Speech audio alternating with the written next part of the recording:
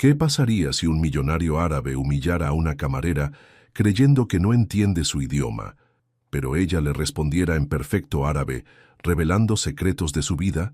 Esta mujer escondía un pasado que nadie imaginaba en el restaurante más exclusivo de la ciudad. Cuéntame, ¿desde dónde nos estás viendo? Si quieres conocer el impactante final de esta historia, suscríbete al canal y déjanos tu like. Te aseguro que no te arrepentirás. El silencio en el restaurante más exclusivo de Madrid fue quebrado por una carcajada cruel que resonó entre las mesas de mármol y cristal. La joven camarera, Esperanza Vega, con sus cabellos negros recogidos en un moño simple y el uniforme impecablemente planchado, sintió el rubor subir a sus mejillas mientras el hombre de traje italiano continuaba sus provocaciones en árabe, creyendo que nadie allí comprendería sus palabras ofensivas. Las verdades más profundas siempre permanecen ocultas tras las máscaras que elegimos mostrar al mundo, pensó Esperanza mientras mantenía la mirada baja, una estrategia que había perfeccionado durante los 8 meses que llevaba sirviendo en aquel establecimiento sofisticado. El restaurante Alcázar, ubicado en el corazón del barrio Salamanca, era el epicentro donde empresarios y políticos realizaban negocios millonarios entre platos de alta gastronomía española. Los azulejos andaluces auténticos y las lámparas de hierro forjado que evocaban los palacios de Sevilla creaban un ambiente de opulencia calculada, un escenario perfecto para la alta sociedad madrileña. El aroma de pimiento asado que emanaba de la cocina transportaba a Esperanza a memorias distantes de su infancia en Guadalajara, donde las tardes se llenaban con el sonido de los mariachis en las plazas y el perfume de jazmín que se esparcía por las calles coloniales. Ese contraste entre su pasado y su presente se había convertido en el motor silencioso que impulsaba cada uno de sus pasos. Omar al-Rashid, el millonario árabe que ahora la observaba con desdén, había llegado al restaurante acompañado de 5 asociados, todos vistiendo trajes a medida y exhibiendo relojes que costaban más de lo que Esperanza ganaba en un año. El hombre de 50 años, con su barba perfectamente recortada y ojos como obsidianas pulidas, era conocido por sus negociaciones despiadadas y su desprecio hacia quienes consideraba inferiores. «Tráeme una botella de vuestro mejor Rioja», ordenó en un español con fuerte acento, sin dignarse a mirarla directamente, «y asegúrate de que esté a la temperatura adecuada, no como la última vez». Esperanza asintió con una sonrisa profesional que había ensayado frente al espejo de su pequeño apartamento compartido en Lavapiés.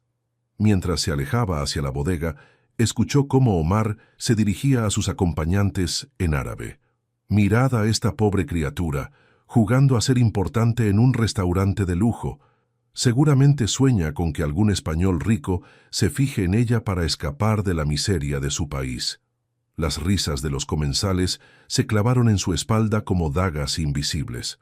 Lo que ellos no sabían era que estaban a punto de descubrir el mayor secreto de Esperanza, una mujer aparentemente común que escondía un origen extraordinario y una historia que cambiaría para siempre el rumbo de aquella noche. La mañana había comenzado como cualquier otra en el diminuto apartamento que Esperanza compartía con Carmen, una andaluza que trabajaba como hostess en el mismo restaurante. El sonido del despertador a las 5:30 marcaba el inicio de una rutina meticulosamente planificada.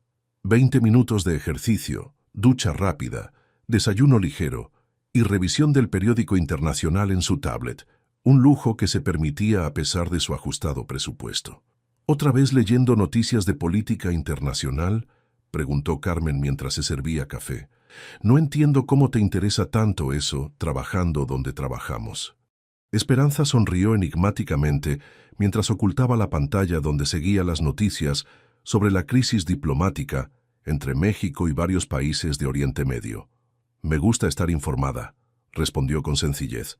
«Nunca sabes cuándo puede resultarte útil entender lo que pasa en el mundo».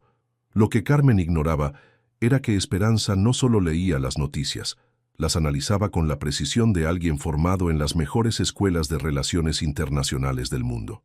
Su mente privilegiada, capaz de recordar cada detalle de artículos leídos meses atrás, Establecía conexiones que hubieran impresionado a cualquier analista político. El trayecto en metro hacia el barrio Salamanca era su momento de transición. A cada estación que pasaba, Esperanza Vega, hija del embajador mexicano Ricardo Vega Montero y graduada cum laude de la Sorbona, se desvanecía, dando paso a Espe, la camarera mexicana que luchaba por mantenerse a flote en una ciudad extranjera. Al llegar al restaurante, la rutina continuaba con precisión militar. El chef Pablo Herrera, valenciano de nacimiento y temperamento, dirigía el briefing matutino con la autoridad de un general. «Esta noche tendremos a Omar al-Rashid», anunció, provocando un murmullo entre el personal. «Es uno de los mayores inversores potenciales en la expansión del restaurante, así que todo debe ser perfecto. Tú, Esperanza, te encargarás de su mesa personalmente». Esperanza asintió, ocultando la incomodidad que le provocaba escuchar ese nombre. Durante su vida anterior, había coincidido con al-Rashid en una recepción diplomática en Dubái, donde el hombre había mostrado un comportamiento inapropiado hacia varias de las asistentes. Nunca habían sido presentados formalmente, por lo que confiaba en que no la reconocería. «¿Estás bien?», preguntó Martín, el sumiller argentino, notando su repentina palidez. «Pareces haber visto un fantasma». «Solo estoy un poco cansada», mintió ella, forzando una sonrisa. «Nada que un espresso no pueda arreglar». A medida que avanzaba el día, Esperanza sentía crecer la tensión en su interior. Cada paso que daba por el elegante restaurante era como caminar sobre una cuerda floja. Un error, una palabra mal pronunciada, un gesto que delatara su educación refinada, y toda la fachada que había construido con tanto cuidado podría derrumbarse. Durante la pausa entre el servicio de comida y cena, encontró un momento para escapar a la pequeña terraza trasera. Sacó de su bolsillo un medallón de plata con la imagen de la Virgen de Guadalupe, el único objeto que conservaba de su vida anterior. «Dame fuerza», susurró apretando el medallón contra su pecho. Solo un poco más de tiempo. El salón privado del restaurante Alcázar parecía un escenario preparado para una obra de teatro. La iluminación tenue de las lámparas de hierro forjado proyectaba sombras danzantes sobre los azulejos andaluces, mientras los camareros se movían con la gracia silenciosa de bailarines bien ensayados. Esperanza se encontraba acomodando los últimos detalles de la mesa principal cuando las puertas se abrieron y el maître anunció la llegada de Omar al-Rashid y sus acompañantes. Como si de una coreografía se tratara, todo el personal adoptó posturas de servicial atención. Al verlo entrar, sintió un nudo en el estómago.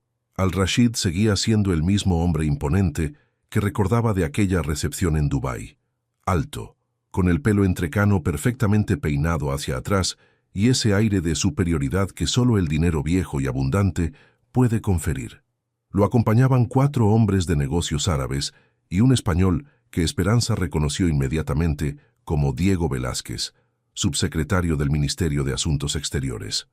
La verdadera prueba de carácter no es cómo tratamos a nuestros iguales, sino a quienes creemos inferiores, pensó Esperanza, recordando las palabras que su padre solía repetir durante sus años como embajador. La cena comenzó con normalidad, pero a medida que las botellas de vino se vaciaban, la actitud de al-Rashid se tornaba más arrogante. Esperanza servía los platos con precisión profesional, manteniendo una expresión neutra incluso cuando escuchaba comentarios en árabe sobre su físico o conjeturas sobre su vida personal. «Esta mexicana tiene mejores curvas que las modelos europeas», comentó uno de los acompañantes de al-Rashid en árabe. «¿Crees que aceptaría una propuesta para ganar en una noche lo que gana aquí en un mes?» Las risas siguieron mientras Esperanza servía el plato principal, un centollo sobre risotto de azafrán. Su rostro permanecía impasible, pero en su interior cada palabra alimentaba una indignación creciente. Durante el postre, el alcohol había desatado por completo la lengua de al-Rashid. Para sorpresa de Esperanza, la conversación derivó hacia temas políticos, específicamente hacia el escándalo que había sacudido las relaciones entre México y varios países del Golfo hacía poco más de un año. «El embajador Vega fue un estúpido», dijo al-Rashid en español dirigiéndose a Diego Velázquez. Creyó que podía desafiar nuestros intereses petroleros con sus ridículas acusaciones sobre derechos humanos. Esperanza casi derrama la copa que servía. Estaban hablando de su padre, el hombre cuya integridad había provocado su caída en desgracia, y por extensión, la de toda su familia. Tengo entendido que toda la familia desapareció después del escándalo, continuó Velázquez bajando la voz, especialmente la hija que estaba destinada a una brillante carrera diplomática. Mejor así, respondió Al-Rashid con una sonrisa que no alcanzó sus ojos. Hay secretos que deben permanecer enterrados, ¿no crees? La bandeja que Esperanza sostenía comenzó a temblar ligeramente. ¿Qué secretos? ¿Acaso Al-Rashid estaba implicado en lo que le había sucedido a su familia? Por primera vez desde que comenzó su vida como camarera, sintió que su cuidadosa fachada podría resquebrajarse. ¿Te encuentras bien?, preguntó Diego Velázquez notando su turbación. Pareces afectada. Perfectamente, señor, respondió ella, recuperando la compostura. El calor de la cocina, nada más. Al alejarse hacia la barra, Esperanza sintió la mirada de Al-Rashid clavada en su espalda. Un escalofrío recorrió su columna. ¿La había reconocido? ¿O simplemente era su habitual desdén hacia el personal de servicio? Lo que estaba claro es que aquella conversación había despertado recuerdos que Esperanza había intentado mantener dormidos, y con ellos, preguntas que exigían respuestas. La noche avanzaba y con ella, la tensión en el ambiente se espesaba como el humo de los puros, que ahora disfrutaban los comensales de la mesa de Al-Rashid. Esperanza, con la precisión de un reloj suizo, continuaba sirviendo bebidas y retirando platos mientras su mente trabajaba a toda velocidad, procesando la información que acababa de escuchar. Si esta mesera supiera quiénes somos realmente y de qué estamos hablando, comentó Al-Rashid en árabe a sus acompañantes, probablemente se desmayaría del miedo. Las risas estallaron nuevamente, pero esta vez algo cambió en la expresión de Esperanza. Un brillo fugaz en sus ojos, un ligero enderezamiento de su postura, detalles imperceptibles para la mayoría, pero no para Diego Velázquez, cuyo entrenamiento diplomático lo había convertido en un agudo observador. «Disculpe», dijo Velázquez dirigiéndose a ella en español. «¿Podría traernos más agua?» «Por supuesto, señor», respondió Esperanza con un acento mexicano quizás demasiado acentuado. Mientras se alejaba, escuchó a Al-Rashid continuar en árabe. El problema con el embajador Vega no fueron sus acusaciones, sino los documentos que obtuvo. Si esos papeles hubieran salido a la luz... ¿Estás seguro de que nunca aparecieron?, preguntó uno de los hombres. La operación fue limpia, respondió Al-Rashid. El embajador fue neutralizado adecuadamente, y su familia entendió el mensaje. Esperanza sintió que el suelo se movía bajo sus pies. Neutralizado. La palabra resonó en su mente como un disparo. Los médicos habían dictaminado que la muerte de su padre se debió a un infarto, pero ella siempre había sospechado que había algo más. Con manos temblorosas, se apoyó en la barra. Pablo, el chef, la observaba con preocupación desde la puerta de la cocina. «¿Estás bien, Espe?», preguntó acercándose. «Estás pálida». «Necesito un minuto», susurró ella.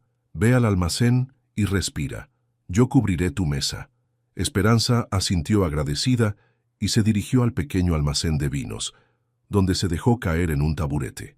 Su corazón latía desbocado mientras las piezas comenzaban a encajar en su mente privilegiada.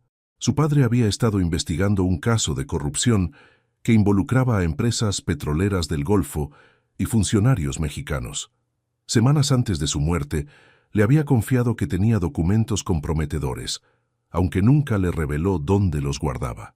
Tras su fallecimiento, la reputación de la familia Vega fue sistemáticamente destruida mediante acusaciones falsas de corrupción, obligándolos a dispersarse y adoptar nuevas identidades. El sonido de la puerta abriéndose la sacó de sus pensamientos. Diego Velázquez estaba allí, observándola con una mezcla de curiosidad y recelo. «Qué coincidencia encontrarla aquí, señorita Vega», dijo en voz baja. «O debería decir, doctora Vega». Su tesis sobre geopolítica del petróleo en la Sorbona fue brillante. El tiempo pareció detenerse. Esperanza levantó la mirada, abandonando por primera vez la postura sumisa que había adoptado durante meses. «No sé de qué está hablando», respondió con frialdad. «Mi apellido es Méndez, no Vega». Velázquez sonrió, un gesto que no alcanzó sus ojos calculadores. «Ambos sabemos que eso no es cierto. La pregunta es, ¿qué hace la hija del embajador Ricardo Vega sirviendo mesas en Madrid? ¿Y por qué ha elegido precisamente este restaurante, frecuentado por personas como Al-Rashid? ¿Está sugiriendo algo, señor Velázquez? Sugiero que tenga cuidado. Hay personas en esa mesa que no dudarían en silenciarla si descubren quién es realmente». Sus miradas se encontraron en un duelo silencioso. ¿Era una advertencia sincera o una amenaza velada? «¿Por qué me dice esto?», preguntó Esperanza finalmente. «Digamos que no todos en el gobierno español aprobamos ciertos métodos. Su padre era un hombre honorable». Antes de que pudiera responder, la puerta se abrió nuevamente. Era Carmen, con expresión alarmada. «Espe, te necesitan urgentemente. Rashid está haciendo un escándalo porque dice que el vino está mal servido». Velázquez se apartó, adoptando una expresión neutra. «Nuestra conversación tendrá que continuar en otro momento, señorita Méndez», dijo, enfatizando el apellido falso. Esperanza respiró profundamente, recompuso su máscara de eficiente camarera y se dirigió de vuelta al salón, donde la esperaba una confrontación inevitable. El reloj de pared marcaba las 11:30 cuando Esperanza regresó al salón privado. Omar Al-Rashid, con el rostro enrojecido por el alcohol y la arrogancia, golpeaba la mesa con impaciencia mientras los demás comensales observaban incómodos. «Ahí está la incompetente», exclamó al verla. «Este vino está demasiado frío. Es que no saben hacer nada bien en este lugar». Esperanza tomó la botella de Rioja Gran Reserva y la examinó con la destreza de quien ha sido educada en los mejores vinos europeos, aunque su papel actual no debería permitirle tal conocimiento. «Mis disculpas, señor», respondió con humildad estudiada. «Traeré una nueva botella inmediatamente». «No solo es bonita, sino también obediente», comentó Al-Rashid en árabe a sus compañeros. «Como deberían ser todas las mujeres, especialmente las que provienen de países inferiores». Las risas volvieron, pero esta vez algo cambió en el interior de Esperanza. Una chispa de indignación, alimentada por las revelaciones sobre su padre, comenzó a crecer hasta convertirse en una llama imposible de contener. En ese momento, tomó una decisión que cambiaría irrevocablemente el curso de su vida. La precaución que había guiado cada uno de sus pasos durante 8 meses se desvaneció, reemplazada por un impulso primitivo de justicia y verdad. Mientras servía el nuevo vino, con movimientos deliberadamente elegantes que no correspondían a una simple camarera, comenzó a hablar. El Rioja Gran Reserva debe servirse a 18 grados exactos para apreciar plenamente sus notas de cereza negra y el sutil toque de vainilla que aporta la crianza en roble francés, dijo en un árabe clásico perfecto, con el acento refinado de quien ha estudiado en el Cairo. Una temperatura inferior, efectivamente, amortiguaría sus cualidades más distintivas. Su observación es muy acertada, señor Al-Rashid. El silencio que siguió fue absoluto. Las copas quedaron suspendidas a medio camino entre la mesa y los labios, mientras 6 pares de ojos la miraban con asombro. «¿Cómo es posible?», comenzó uno de los empresarios árabes, «que una simple camarera mexicana hable árabe con la fluidez de una nativa y conozca los matices del vino español mejor que muchos sumilleres?» Completó Esperanza, abandonando toda pretensión. «La vida está llena de sorpresas. ¿No es así, señor Al-Rashid?». El rostro del millonario pasó del asombro a la ira y luego a algo más peligroso: reconocimiento. «Tú», murmuró entrecerrando los ojos, «te he visto antes». Esperanza sonrió, una sonrisa que no tenía nada de servicial y todo de desafío. «Quizás en Dubái hace 3 años», respondió volviendo al español, «o tal vez en alguna de las recepciones de la embajada mexicana. Mi padre, el embajador Ricardo Vega, solía decir que usted era un hombre de negocios». «Interesante». Diego Velázquez se puso pálido, mientras los demás comensales intercambiaban miradas confusas. El nombre del embajador Vega había resonado en los círculos diplomáticos durante meses tras el escándalo. No sé qué juego estás jugando, pero... comenzó Al-Rashid. No es ningún juego, lo interrumpió Esperanza. Es sobre la verdad. Una verdad que usted y sus socios han intentado enterrar junto con el cuerpo de mi padre. El silencio que siguió fue denso, cargado de tensión. Los otros comensales, incapaces de comprender completamente lo que sucedía pero conscientes de que estaban presenciando algo extraordinario, permanecieron inmóviles. Esta conversación ha terminado, declaró Al-Rashid, poniéndose de pie. Y tú, sea quien seas, acabas de cometer el mayor error de tu vida. Mientras se dirigía a la salida seguido por sus acompañantes, se detuvo junto a Esperanza y susurró: lo que le pasó a tu padre puede parecer misericordioso comparado con lo que te espera.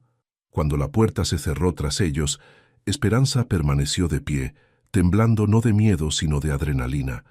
Las cartas estaban sobre la mesa. La máscara había caído.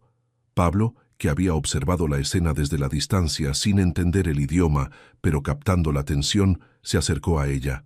¿Qué demonios ha pasado ahí, Espe? Ella lo miró con una expresión que el chef nunca había visto antes, la mirada de alguien que acaba de cruzar el punto de no retorno. Acabo de recuperar quién soy realmente, respondió, y probablemente acabo de firmar mi sentencia de muerte. La oficina del gerente del restaurante Alcázar era un espacio austero que contrastaba con la opulencia del comedor principal. Paredes blancas, un escritorio de madera oscura y una única ventana que daba a un callejón lateral. En ese espacio confinado, Esperanza se enfrentaba ahora a las consecuencias inmediatas de su decisión. ¿Tienes idea de lo que has hecho?, preguntó Javier Mendoza, el gerente, pasándose una mano por el cabello canoso. Al-Rashid es uno de nuestros inversores más importantes. Podría arruinarnos con una sola llamada. Esperanza permanecía de pie, con la espalda recta y la mirada firme, una postura que revelaba años de educación diplomática y que ya no se molestaba en ocultar. Lo siento por las complicaciones que esto pueda causar al restaurante, respondió con sinceridad. Pero hay cosas más importantes que el negocio, Javier. Pablo, que había insistido en estar presente, observaba el intercambio con fascinación. La transformación de la tímida camarera mexicana en esta mujer segura y elocuente era como presenciar una metamorfosis en tiempo real. ¿Quién eres realmente?, preguntó finalmente el chef. Porque está claro que no eres quien has pretendido ser todos estos meses. Esperanza respiró profundamente. Después de tanto tiempo ocultándose, la verdad fluía de sus labios como agua de un dique roto. Mi nombre completo es Esperanza Vega Altamirano. Soy hija del embajador mexicano Ricardo Vega Montero y la doctora en antropología Isabel Altamirano. Me gradué en Relaciones Internacionales en la Sorbona y completé un máster en estudios árabes en la Universidad Americana de El Cairo. Trabajé como asesora en la embajada mexicana hasta que su voz se quebró ligeramente, el primer signo de vulnerabilidad que mostraba. Hasta que mi padre descubrió un esquema de corrupción que involucraba a empresas petroleras del Golfo y funcionarios mexicanos. Reunió pruebas, documentos comprometedores, pero antes de que pudiera hacerlos públicos, sufrió un infarto durante una cena oficial. La amargura en su voz al pronunciar la palabra infarto era palpable. Después de su muerte, comenzaron las acusaciones contra nuestra familia. Cuentas falsas en paraísos fiscales, supuestos sobornos, testimonios fabricados. Nuestra reputación quedó destruida en cuestión de semanas. Mi madre está escondida en algún lugar de Canadá. Mi hermano menor tuvo que abandonar sus estudios y ahora vive bajo otro nombre en Australia. Javier y Pablo intercambiaron miradas de asombro. La historia parecía sacada de una película de espionaje, no de la vida real de una camarera. ¿Y los documentos que mencionaste?, preguntó Pablo. ¿Los que tu padre reunió? Esperanza negó con la cabeza. Nunca los encontré. Supongo que los responsables de su muerte se aseguraron de que desaparecieran. Un silencio pesado invadió la oficina, roto únicamente por el tic-tac del reloj de pared. ¿Por qué ahora?, preguntó finalmente Javier. ¿Por qué revelar tu identidad después de tanto tiempo ocultándola? Esperanza se acercó a la ventana, observando las luces de Madrid que titilaban en la noche como estrellas caídas. Porque escuché a Al-Rashid admitir su participación en la neutralización de mi padre, respondió, su voz apenas un susurro. Y porque estoy cansada de esconderme, de vivir con miedo, de negar quién soy realmente. Se volvió hacia ellos y en sus ojos brillaba una determinación feroz. Mi padre solía decir que hay momentos en la vida en que debemos elegir entre lo que es fácil y lo que es correcto. Esta noche elegí lo correcto, aunque sea lo más peligroso. Javier se levantó, su expresión una mezcla de preocupación y respeto. Entiendo tus motivos, pero ¿has pensado en lo que viene después? Al-Rashid no es el tipo de hombre que olvida una humillación pública. Antes de que Esperanza pudiera responder, la puerta se abrió sin previo aviso. Diego Velázquez entró seguido por Carmen, quien parecía aterrorizada. «Lo siento», balbuceó la hostes. Insistió en que era urgente. «Está bien, Carmen», la tranquilizó Esperanza antes de dirigirse al diplomático. «¿Viene a detenerme, señor Velázquez?» El subsecretario cerró la puerta tras de sí y se quitó los guantes de cuero con deliberada lentitud. «Por el contrario, doctora Vega, vengo a ofrecerle protección». La madrugada madrileña extendía su manto sobre la ciudad cuando el pequeño grupo salió por la puerta trasera del restaurante Alcázar. El aire frío de noviembre golpeó el rostro de Esperanza como una bofetada, despertándola de la especie de trance en que había estado sumida desde su confrontación con Al-Rashid. Diego Velázquez lideraba la comitiva, seguido por Esperanza, Pablo y Carmen, quien había insistido en acompañarlos a pesar de las advertencias sobre el peligro. Javier había decidido quedarse para manejar las repercusiones en el restaurante, prometiendo discreción absoluta. «Mi coche está a 2 calles», indicó Velázquez ajustándose el abrigo. «Desde allí iremos a un lugar seguro donde podamos hablar con tranquilidad». Esperanza caminaba en silencio, procesando la vorágine de acontecimientos. En cuestión de horas, su cuidadosamente construida vida falsa se había desmoronado por completo. Ahora se encontraba siguiendo a un hombre que apenas conocía, confiando en su palabra de que no la entregaría a quienes habían neutralizado a su padre. «¿Cómo supiste quién era?», preguntó finalmente mientras doblaban por una callejuela escasamente iluminada. Velázquez sonrió levemente sin detener su paso. «Te vi una vez, hace 2 años, en la Conferencia Internacional sobre Energías Renovables en París. Diste una ponencia brillante sobre la transición energética en Latinoamérica. Cuando apareciste en el restaurante, te reconocí de inmediato. ¿Y por qué no dijiste nada durante estos meses? Al principio pensé que era una coincidencia, alguien que se parecía a ti. Luego, cuando confirmé tu identidad, sentí curiosidad. ¿Qué hacía la hija del embajador Vega trabajando como camarera en Madrid? Decidí observarte, entender tus motivos. Llegaron a un Mercedes negro estacionado discretamente en una calle lateral. Velázquez desactivó la alarma y les indicó que subieran. «¿Por qué deberíamos confiar en ti?», preguntó Pablo, siempre protector. «Hasta donde sabemos podrías estar trabajando con Al-Rashid». «Una pregunta válida», concedió el diplomático mientras arrancaba el vehículo. «Pero si quisiera entregársela, simplemente habría hecho una llamada en lugar de arriesgarme sacándola por la puerta trasera». Esperanza observaba las calles de Madrid pasar velozmente por la ventanilla. La ciudad que había sido su refugio y su prisión durante 8 meses, ahora le parecía un territorio hostil donde cada sombra podría ocultar una amenaza. «Tu padre y yo fuimos amigos», continuó Velázquez, rompiendo el silencio. «No íntimos, pero nos respetábamos. Cuando comenzaron los ataques contra su reputación, supe que había algo turbio. Ricardo Vega era muchas cosas, pero no corrupto». El coche se internó en el barrio de Chamberí, hasta detenerse frente a un edificio antiguo pero bien mantenido. «Mi apartamento», explicó el diplomático. «Nadie sabe que os he traído aquí, así que estaremos seguros por ahora». Una vez dentro del elegante piso, con su decoración sobria y sus estanterías repletas de libros, Velázquez les ofreció té mientras Carmen se dejaba caer exhaustada en un sillón. «No entiendo nada de lo que está pasando», confesó la andaluza.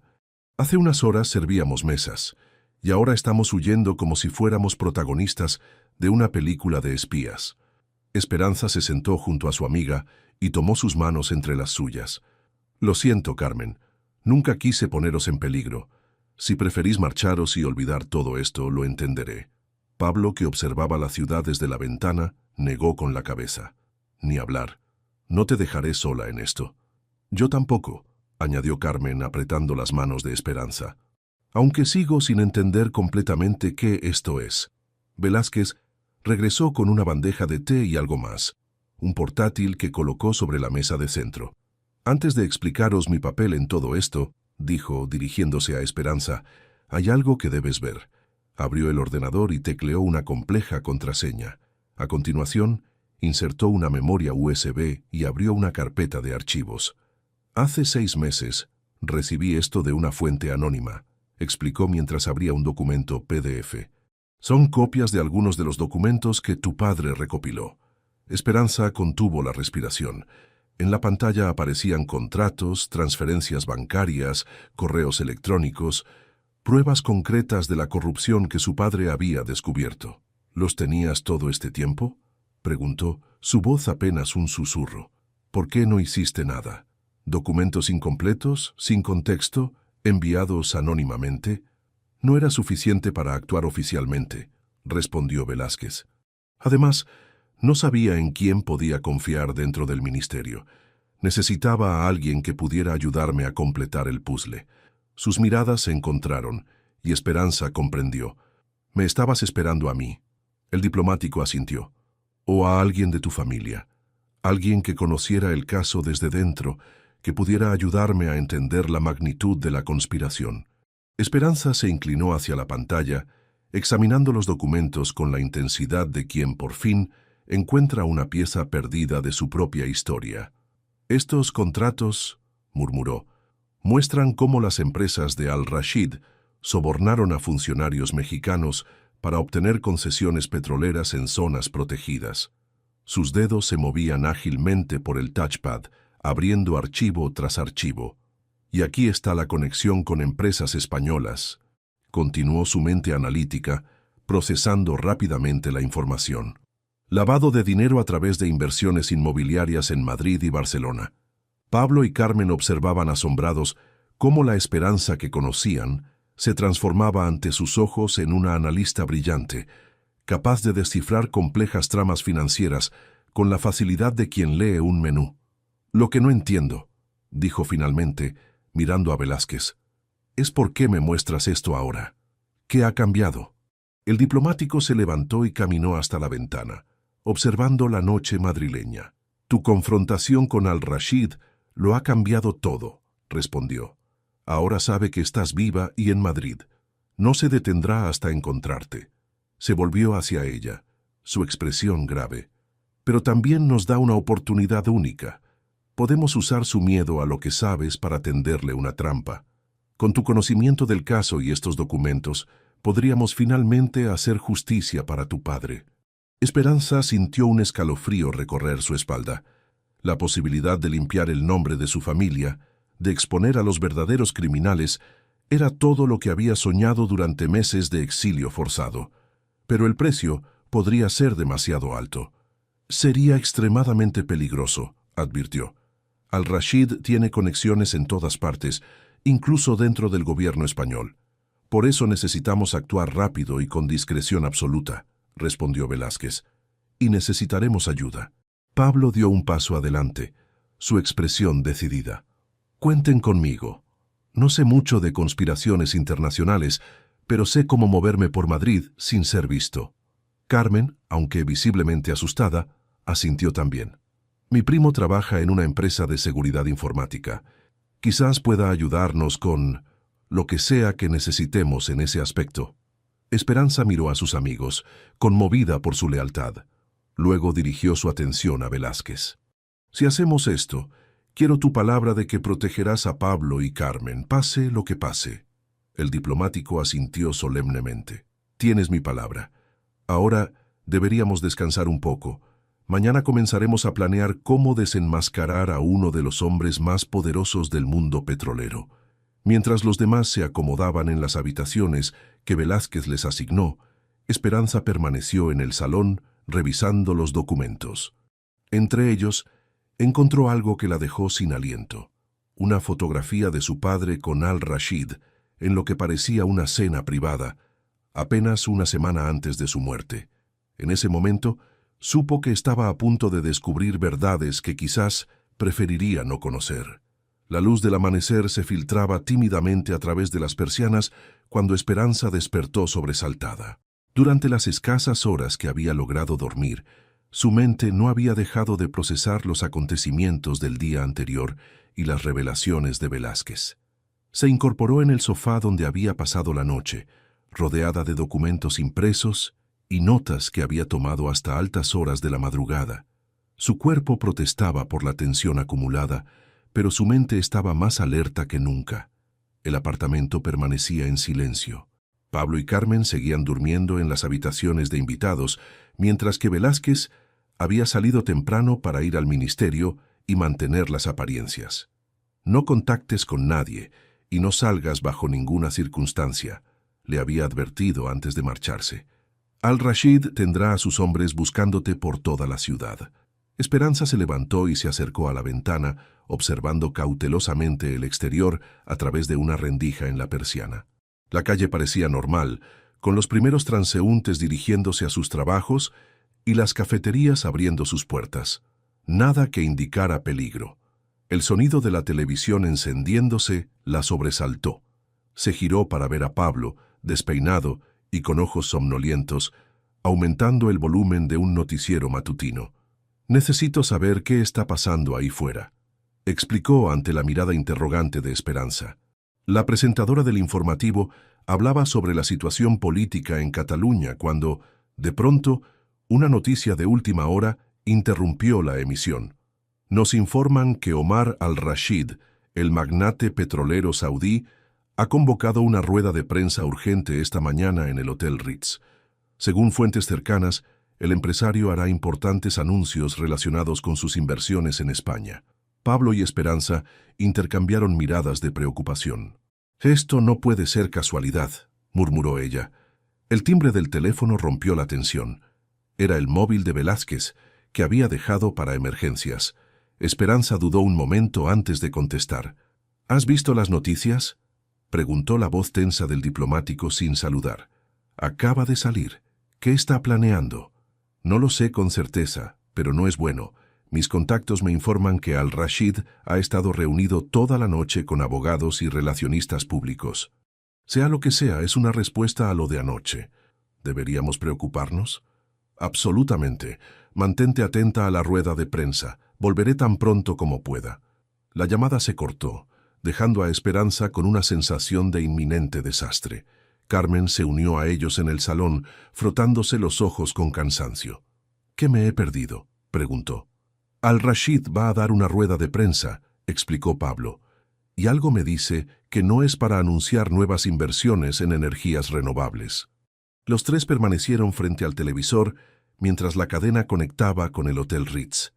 Una sala elegante, repleta de periodistas, esperaba la aparición del magnate. Finalmente, Omar Al-Rashid subió al podio, impecablemente vestido y con una expresión de serena gravedad.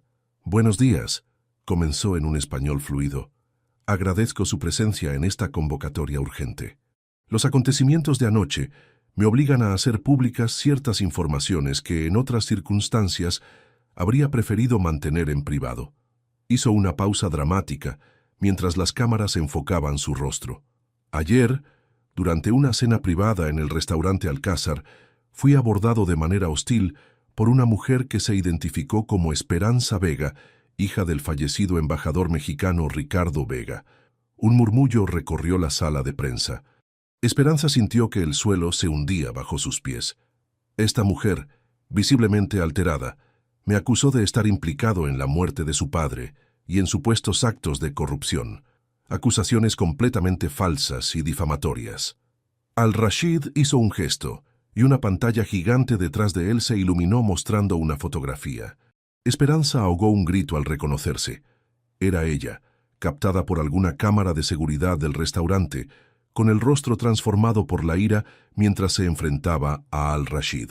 «Lo que el público no sabe», continuó el magnate, «es que la señorita Vega ha estado bajo investigación internacional por su presunta participación en el desvío de fondos de la embajada mexicana, un escándalo que salió a la luz tras la trágica muerte de su padre. Las imágenes en la pantalla cambiaron, mostrando ahora documentos bancarios y titulares de periódicos mexicanos sobre el escándalo. Mi equipo legal ha preparado un dossier completo sobre las actividades de la señorita Vega que entregaremos a las autoridades españolas, añadió Al-Rashid, incluyendo pruebas de que ha estado viviendo en Madrid bajo identidad falsa, probablemente para eludir la justicia de su país. Esperanza se dejó caer en el sofá, aturdida. Al-Rashid estaba utilizando la misma estrategia que había destruido a su familia. Acusaciones falsas respaldadas por documentos fabricados. «Esto es absurdo», murmuró Pablo, apretando los puños. «Está mintiendo descaradamente. Y todo el mundo le creerá», respondió Esperanza con amargura. «Tiene a los medios comiendo de su mano». En la pantalla, Al-Rashid continuaba su discurso, ahora con un tono de preocupación fabricada. «Me preocupa que esta mujer, claramente inestable y posiblemente peligrosa, esté libre por Madrid. Por ello, ofrezco una recompensa de 100.000 euros a quien proporcione información sobre su paradero». Carmen soltó una exclamación de horror. «Acaba de poner precio a tu cabeza». El teléfono sonó nuevamente. Era Velázquez, su voz tensa. «Estoy viendo la rueda de prensa. La situación es peor de lo que imaginaba. La policía ya ha emitido una orden de búsqueda». «¿Tan rápido?», preguntó Esperanza. «Eso no es procedimiento estándar. Al-Rashid tiene amigos en altos cargos. Están acelerando todo el proceso». «¿Qué hacemos ahora?». «No podéis quedaros ahí. Es cuestión de tiempo que alguien conecte los puntos hasta mi apartamento». «¿Dónde podemos ir?». «Tengo un lugar en mente. Estaré allí en 20 minutos. Recoged lo esencial y preparaos para salir». Mientras Pablo y Carmen reunían apresuradamente sus pertenencias, Esperanza permaneció frente al televisor, donde Al-Rashid respondía ahora preguntas de los periodistas con la confianza de quien tiene todo el poder. Su mundo, ya frágil, se desmoronaba por completo. En cuestión de horas había pasado de ser una camarera anónima a una fugitiva buscada en toda España. La verdad sobre su padre parecía más lejana que nunca. Por primera vez desde que comenzó su exilio, Esperanza Vega sintió que las fuerzas la abandonaban. Las lágrimas que había contenido durante meses finalmente fluyeron libremente mientras contemplaba la imagen de su rostro en televisión, etiquetada como criminal buscada. «¿Cómo luchar contra alguien que puede reescribir la realidad en una rueda de prensa?», susurró para sí misma. El peso de la derrota se cernía sobre ella como una sombra implacable. La lluvia caía implacable sobre Madrid, convirtiendo las calles en ríos plateados que reflejaban las luces de la ciudad. En el asiento trasero del taxi, Esperanza observaba las gotas golpear contra la ventanilla, cada una un recordatorio del tiempo que se agotaba. A su lado Carmen dormitaba, exhausta tras horas de tensión constante. En el asiento del copiloto, Pablo mantenía una conversación trivial con el taxista, un hombre mayor que parecía ajeno al drama que transportaba en su vehículo. Velázquez había organizado su salida del apartamento con precisión militar. Primero Pablo, luego Carmen y finalmente Esperanza, cada uno tomando una ruta diferente hasta el punto de encuentro. Una estación de servicio en las afueras de la ciudad. Allí, el diplomático los esperaba con documentos temporales y un taxi previamente contratado con un conductor de confianza. «Los llevará a un lugar seguro», había explicado Velázquez. «Yo no puedo acompañarlos. Mi ausencia del ministerio levantaría sospechas». Ahora, mientras avanzaban por la autopista hacia las montañas que rodeaban Madrid, Esperanza intentaba poner en orden sus pensamientos. Las imágenes de la rueda de prensa de Al-Rashid se repetían en su mente como una película de terror en bucle.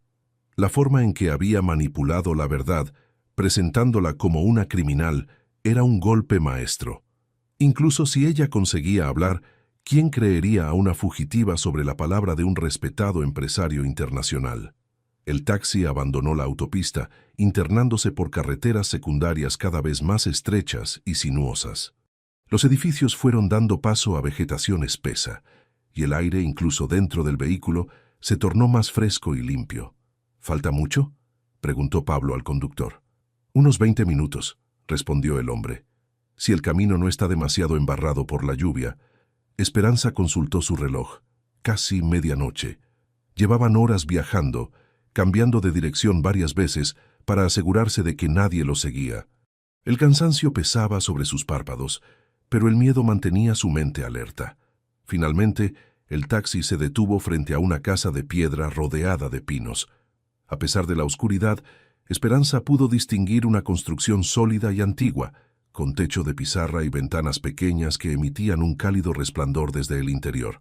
«Hemos llegado», anunció el conductor.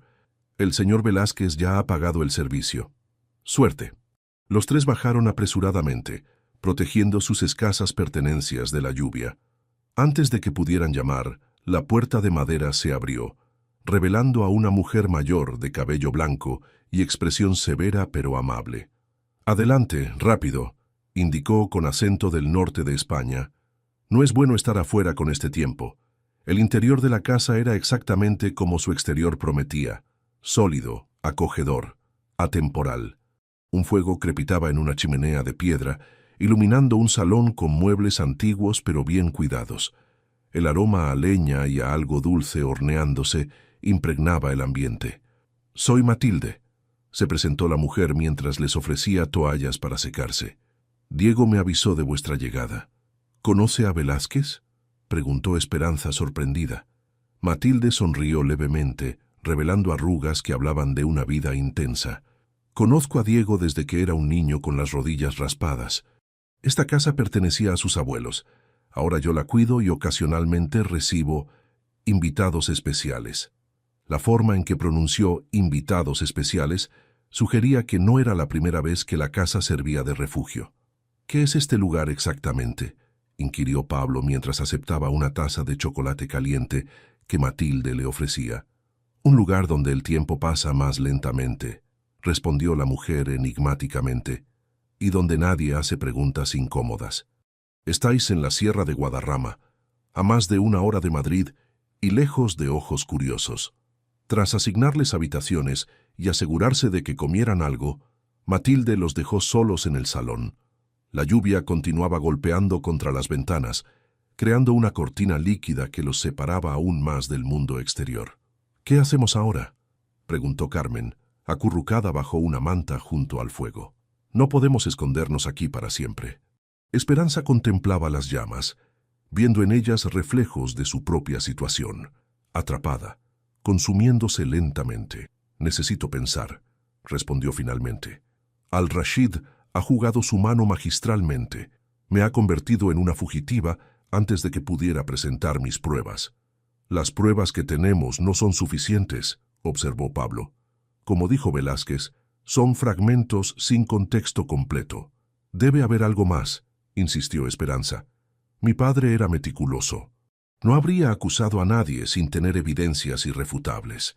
Se levantó y comenzó a caminar por la habitación, su mente trabajando frenéticamente. Los últimos días antes de su muerte, mi padre actuaba de forma extraña. Recuerdo que pasaba horas en su despacho y una noche lo encontré quemando papeles. Cuando le pregunté qué hacía, me dijo algo que no entendí entonces.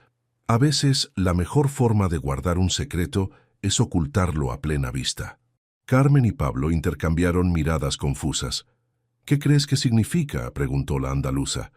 Esperanza se detuvo, una repentina claridad iluminando su rostro. «La exposición», murmuró.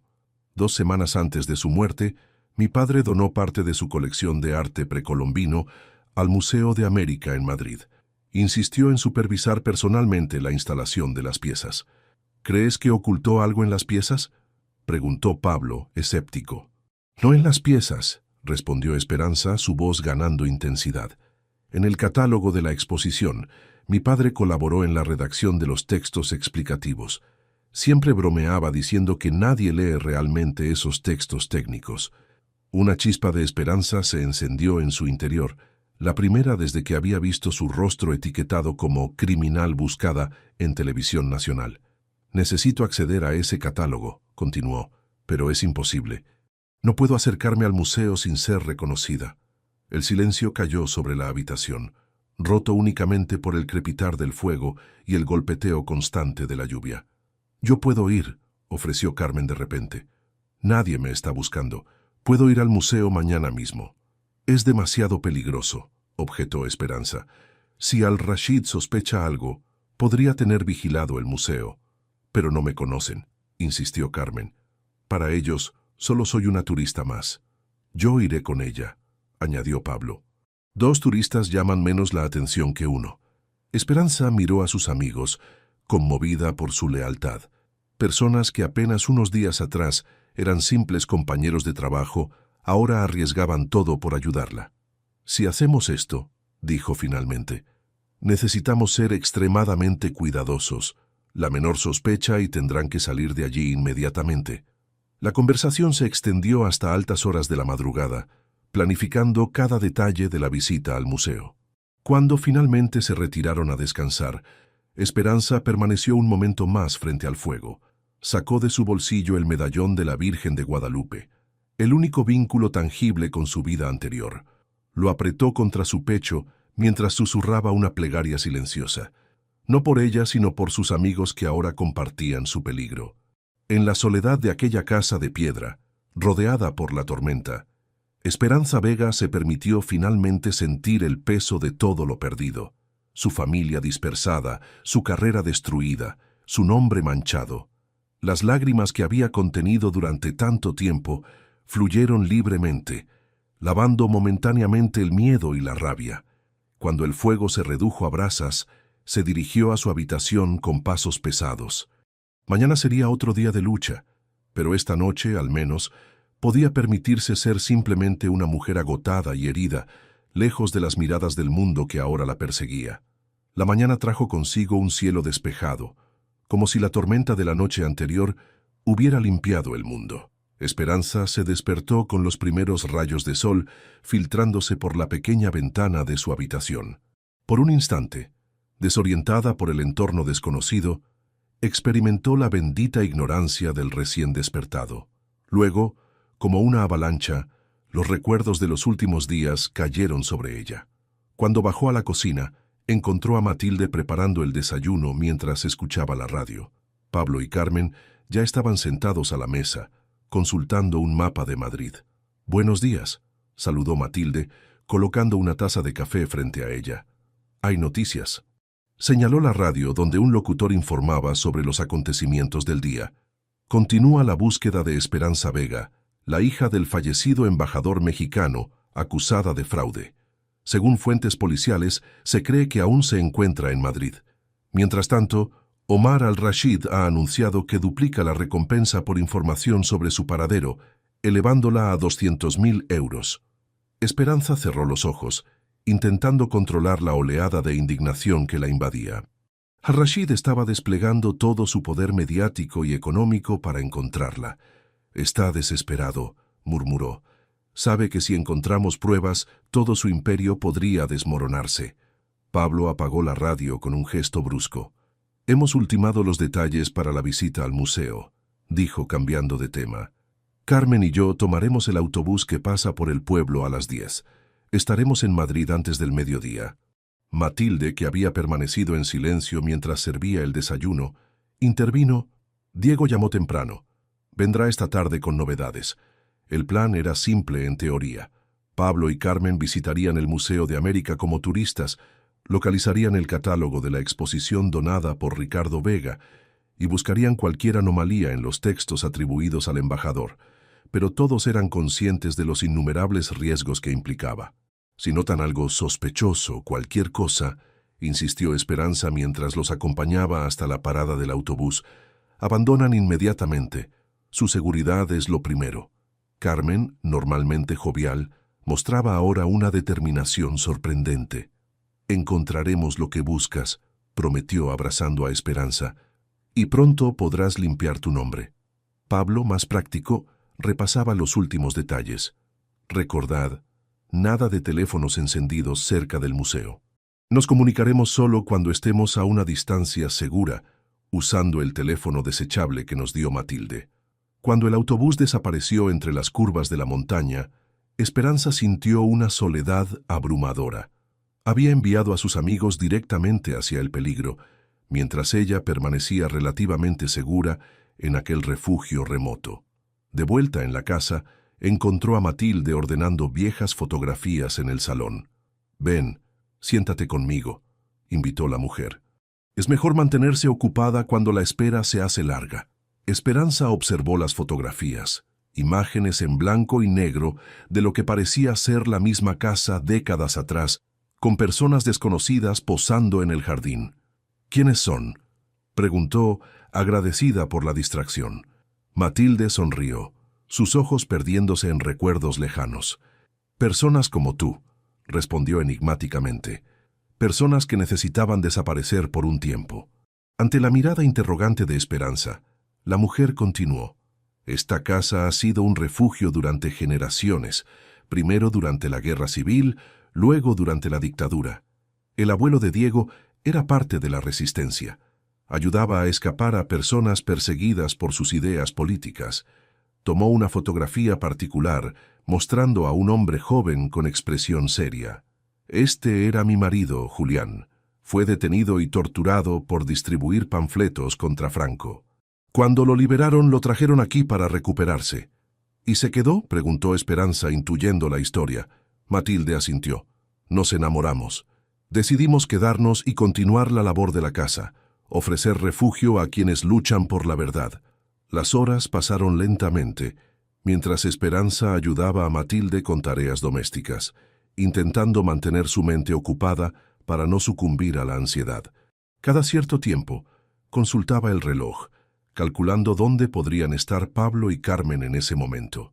A media tarde, el sonido de un vehículo aproximándose alertó a ambas mujeres. Matilde se asomó cautelosamente por la ventana.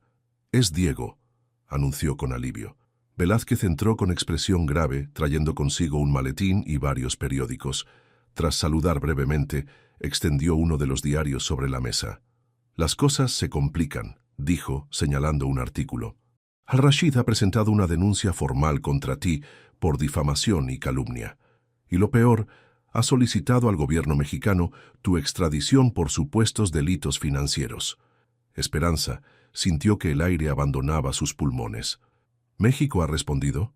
«Aún no oficialmente, pero mis contactos indican que están considerando la solicitud. La administración actual no tiene ningún interés en reabrir el caso de tu padre». «¿Y qué hay de Pablo y Carmen?», preguntó, cambiando de tema. «¿Alguna noticia?». Velázquez negó con la cabeza. «Nada aún, pero he traído algo que podría interesarte». Abrió su maletín y extrajo una carpeta con documentos. Conseguí acceso a los registros de llamadas de Al-Rashid durante su estancia en Madrid. El día antes de la muerte de tu padre, hubo una llamada de 30 minutos a un número que hemos identificado como perteneciente a este hombre. Deslizó una fotografía sobre la mesa. Mostraba a un hombre de mediana edad, con aspecto anodino pero ojos penetrantes. Enrique Dávila, exagente de inteligencia, ahora consultor de seguridad privado, especializado en hacer que los problemas desaparezcan. Esperanza estudió la fotografía, grabando cada detalle en su memoria. ¿Crees que fue él quien ejecutó la neutralización de tu padre?, completó Velázquez. Es muy probable. Lo interesante es que Dávila ha vuelto a Madrid. Llegó ayer, justo después de tu confrontación con Al-Rashid. El mensaje implícito era claro. Ahora ella era el objetivo. El sonido del teléfono de la casa rompió la tensión. Matilde atendió la llamada, intercambió unas breves palabras y luego se dirigió a ellos. «Es para ti, Esperanza, es Pablo». Con el corazón acelerado, tomó el auricular. «¿Estáis bien?», fue lo primero que preguntó. «Sí», respondió la voz de Pablo, algo distorsionada por la mala conexión. «Lo hemos encontrado, Esperanza. El catálogo. ¿Y? Tu padre era brillante. En los textos sobre piezas aztecas hay párrafos enteros donde las primeras letras de cada oración forman mensajes, nombres, fechas, números de cuentas bancarias». Esperanza cerró los ojos visualizando la meticulosa mente de su padre creando ese ingenioso sistema. ¿Habéis copiado todo? Mejor aún. Carmen consiguió comprar un ejemplar del catálogo en la tienda del museo. Estamos de camino de regreso. Deberíamos llegar en unas 2 horas. Cuando colgó, una mezcla de esperanza y temor se agitaba en su interior. Por fin tendrían pruebas concretas, pero también aumentaba el peligro. Debemos prepararnos, dijo Velázquez tras escuchar las novedades. Una vez que tengamos esos documentos hay que actuar rápidamente. Tengo contactos en la Fiscalía Anticorrupción que podrían protegerte a cambio de la información. Las siguientes horas transcurrieron en una tensión creciente. Cada ruido exterior, cada crujido de la vieja casa, provocaba sobresaltos. Esperanza intentaba mantener la calma repasando mentalmente lo que haría una vez tuviera el catálogo en sus manos, pero no podía evitar que su mente vagara hacia escenarios catastróficos. Cuando finalmente escucharon un vehículo aproximándose, ya había oscurecido. Velázquez, precavido, apagó las luces y se asomó con cautela. «Es un taxi», informó tenso, «pero no puedo ver quién viene dentro». Los minutos que siguieron fueron eternos. Finalmente la puerta se abrió y Carmen entró apresuradamente, con el rostro pálido y los ojos enrojecidos. Estaba sola. «Nos siguieron», dijo entre sollozos. «Pablo se dio cuenta cuando salíamos del museo. Me dio el catálogo y me hizo prometer que lo traería hasta aquí, mientras él los despistaba». Esperanza sintió que el mundo se desmoronaba bajo sus pies. «¿Dónde está ahora?», preguntó, temiendo la respuesta. Carmen negó con la cabeza, las lágrimas corriendo libremente por sus mejillas. «No lo sé. La última vez que lo vi, corría hacia la estación de Atocha con 2 hombres persiguiéndolo. El amanecer llegó con una calma inquietante. Nadie en la casa de piedra había dormido realmente. Las horas se habían consumido en angustiosa vigilia, esperando noticias de Pablo que nunca llegaron. Carmen, exhausta por el llanto y la tensión, se había quedado finalmente dormida en el sofá. Velázquez había pasado la noche haciendo llamadas discretas a contactos en Madrid, intentando localizar a Pablo sin éxito. Esperanza permanecía sentada a la mesa de la cocina, con el catálogo del museo abierto frente a ella. Sus ojos enrojecidos se movían metódicamente por los textos atribuidos a su padre, descifrando el ingenioso código. Las primeras letras de cada oración formaban nombres, fechas, cantidades. La mente brillante de Ricardo Vega había dejado un rastro de migas de pan que conducían directamente a una red de corrupción internacional. «Es extraordinario», murmuró Velázquez, observando sobre su hombro. «Tu padre documentó todo: sobornos a funcionarios mexicanos, operaciones de lavado de dinero a través de fundaciones culturales, amenazas a periodistas que investigaban el caso, y todo ha estado aquí, a plena vista, durante más de 1 año», respondió Esperanza con amargura. «En un museo público de Madrid». La voz de Matilde los interrumpió. «Diego, hay una llamada para ti». El diplomático se apresuró al teléfono, intercambió unas breves palabras y regresó con expresión grave. «Han encontrado a Pablo», anunció. El silencio que siguió fue denso, cargado de miedo. «Está...», comenzó Esperanza, incapaz de completar la pregunta. «Está vivo», respondió Velázquez, provocando un suspiro colectivo de alivio. «Pero está en el hospital. Lo encontraron esta madrugada en Retiro, inconsciente y con signos de haber sido golpeado severamente». Carmen, que se había despertado con la conversación, sollozó. «¿Podemos verlo?». «Imposible», respondió Velázquez. «La policía custodia su habitación. Quieren interrogarlo en cuanto recupere la conciencia». Esperanza cerró el catálogo con un golpe seco. «Esto tiene que terminar», declaró con voz firme. «No puedo seguir poniendo en peligro a quienes me ayudan». Se levantó y caminó hacia la ventana, contemplando el paisaje montañoso que los rodeaba. Después de un largo silencio, se volvió hacia ellos con una nueva determinación en su mirada. «Tengo suficiente información para hundir a Al-Rashid», continuó. «Voy a entregarme a la policía y presentar todas las pruebas». «Es una locura», exclamó Carmen. «Te detendrán antes de que puedas hablar». «No si lo hacemos correctamente», intervino Velázquez pensativo. «Podríamos organizar una rueda de prensa. Con la atención mediática adecuada, sería imposible silenciarte». «Sería extremadamente arriesgado», advirtió Matilde.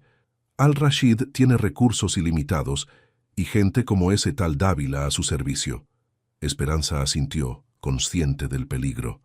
Por eso necesitamos ser más inteligentes que ellos. No basta con tener las pruebas. Necesitamos hacerlas llegar a las personas adecuadas en el momento preciso. Las horas siguientes se convirtieron en una intensa sesión de planificación. Velázquez contactó con un periodista de confianza del diario El País, quien accedió a publicar un extenso reportaje basado en la documentación que habían recopilado. Simultáneamente, prepararían un dossier para la Fiscalía Anticorrupción. El elemento clave es la sincronización, explicó Velázquez. El artículo debe publicarse exactamente cuando tú estés presentando la denuncia formal. De esa manera, será imposible que te detengan sin que parezca un intento obvio de silenciarte. Mientras tanto, Carmen mantenía contacto con una enfermera amiga que trabajaba en el hospital donde estaba Pablo, recibiendo actualizaciones sobre su estado. Ha despertado, anunció entrada la tarde. Tiene contusiones y 2 costillas fracturadas, pero los médicos dicen que se recuperará. ¿Ha dicho algo sobre sus atacantes?, preguntó Esperanza. Carmen negó con la cabeza. Aún está confuso, pero la policía ya lo ha interrogado brevemente. La noticia añadió urgencia a sus planes. Si Pablo revelaba información sobre el refugio o sobre los documentos, podrían perder su única ventaja. Cuando la noche caía sobre la sierra, los preparativos estaban casi completos. Velázquez regresaría a Madrid esa misma noche para coordinar los últimos detalles con el periodista. La denuncia formal se presentaría al día siguiente a las 10 de la mañana, coincidiendo con la publicación del reportaje. Antes de partir, el diplomático tomó a Esperanza aparte. «Hay algo más que debes saber», dijo con gravedad. «He recibido información de que Enrique Dávila ha estado haciendo preguntas sobre esta zona. Es posible que hayan rastreado de alguna manera la llamada de Pablo». Esperanza sintió un escalofrío recorrer su espalda. «¿Cuánto tiempo crees que tenemos?» «No lo sé, pero por seguridad deberíais estar preparadas para salir inmediatamente si es necesario». Tras la partida de Velázquez, la casa quedó sumida en un silencio inquietante. Matilde preparó una cena ligera que apenas tocaron, mientras Carmen alternaba entre periodos de llanto silencioso y arranques de furia contenida. Esperanza se retiró a su habitación con el catálogo, decidida a extraer hasta el último detalle de información que su padre había ocultado allí. A medida que profundizaba en el código, descubrió algo que había pasado por alto. En los textos sobre una particular figura olmeca, las iniciales formaban una secuencia que parecía una clave de acceso. Intrigada, copió la secuencia en un papel. BUE México 1997. Parecía una combinación de letras y números que podría corresponder a una cuenta bancaria o una caja de seguridad. Un ruido proveniente del exterior interrumpió sus pensamientos. Algo había activado los sensores de movimiento que iluminaban el jardín. Esperanza se asomó cautelosamente a la ventana y vio una figura que se movía entre los árboles. Con el corazón latiendo desbocado, bajó rápidamente para alertar a las demás. Encontró a Matilde en la cocina preparando té con manos sorprendentemente firmes. «Hay alguien afuera», susurró Esperanza. Matilde asintió sin mostrar sorpresa. «Lo sé. Los perros del vecino llevan ladrando desde hace media hora». La mujer mayor se dirigió a un aparador y, para asombro de Esperanza, extrajo una escopeta de caza que parecía bien mantenida. Julián siempre decía que la mejor defensa es hacer saber al enemigo que estás preparado, comentó mientras comprobaba el arma. «Ve a despertar a Carmen. Usaremos la salida del sótano». Esperanza obedeció, impresionada por la calma y resolución de la anciana. Cuando regresó con Carmen, aún adormilada y confusa, Matilde ya había abierto una trampilla oculta bajo una alfombra en el salón. «Este pasadizo lleva hasta un cobertizo en el bosque», explicó. «De allí podéis seguir el sendero hasta el pueblo vecino. Tomad el primer autobús a Madrid». «¿Y tú?», preguntó Esperanza negándose a dejarla sola. Matilde sonrió con una fiereza que desmentía su edad. «Esta es mi casa. La he defendido antes y lo haré ahora. Además, si entran y no encuentran a nadie, sabrán que habéis escapado. Necesitáis tiempo». El sonido de cristales rompiéndose en la parte trasera de la casa confirmó que ya no había tiempo para discusiones. Con movimientos rápidos, recogieron los documentos esenciales y se dispusieron a descender por la trampilla. Antes de bajar, Esperanza abrazó a Matilde con fuerza. «Gracias por todo», susurró. «Prometo que esto no habrá sido en vano». La anciana asintió solemnemente. Mi Julián solía decir que hay dos tipos de personas: las que se doblan ante la injusticia y las que permanecen erguidas aunque eso signifique romperse. Tú eres de las segundas, como lo fue tu padre. Con estas palabras resonando en su mente, Esperanza descendió por el oscuro túnel, sujetando firmemente la mano de Carmen. Detrás de ellas, escucharon a Matilde cerrar la trampilla y arrastrar un mueble sobre ella. El pasadizo era estrecho y húmedo, apenas iluminado por la pequeña linterna que Matilde les había entregado. Avanzaron en silencio, agachadas, sintiendo que cada paso las alejaba tanto del peligro inmediato como las acercaba a la confrontación final. Cuando finalmente emergieron en el pequeño cobertizo, la noche estaba en su punto más oscuro. A lo lejos, pudieron distinguir luces moviéndose cerca de la casa y poco después, el estallido inconfundible de un disparo de escopeta rasgó el silencio de la montaña. Carmen ahogó un grito, pero Esperanza la sujetó con firmeza. «Tenemos que seguir», insistió. «Es lo que Matilde querría». Con el corazón encogido pero la determinación intacta, se internaron en el bosque siguiendo el sendero apenas visible. El frío de la noche montañosa calaba hasta los huesos, pero ninguna de las dos lo notaba. La adrenalina y el miedo eran combustibles más potentes que cualquier abrigo. A medida que avanzaban, Esperanza sentía crecer en su interior una chispa que creía extinguida. Esperanza. No una esperanza ingenua, sino una forjada en el dolor y templada en la adversidad. Por primera vez desde la muerte de su padre, tenía no solo la determinación, sino también los medios para hacer justicia. El pueblo apareció ante ellas como un puñado de luces dispersas en la oscuridad. Con paso decidido, se dirigieron hacia la estación de autobuses, donde el primer servicio a Madrid saldría al amanecer. Mientras esperaban, Esperanza revisó una vez más los documentos que llevaba consigo: el catálogo con su código secreto, las notas que había tomado, la misteriosa clave BV México 1997, piezas de un rompecabezas que, por fin, comenzaba a tomar forma. El cielo comenzaba a aclararse en el horizonte, prometiendo un nuevo día. Un día que, Esperanza estaba decidida, cambiaría el curso de su historia. Madrid despertaba bajo un cielo plomizo que amenazaba lluvia. Desde el asiento trasero del taxi, Esperanza observaba la ciudad como quien contempla un campo de batalla. Cada calle, cada edificio, cada transeúnte podía representar una amenaza o una oportunidad. El autobús desde la sierra las había dejado en la estación de Moncloa al amanecer.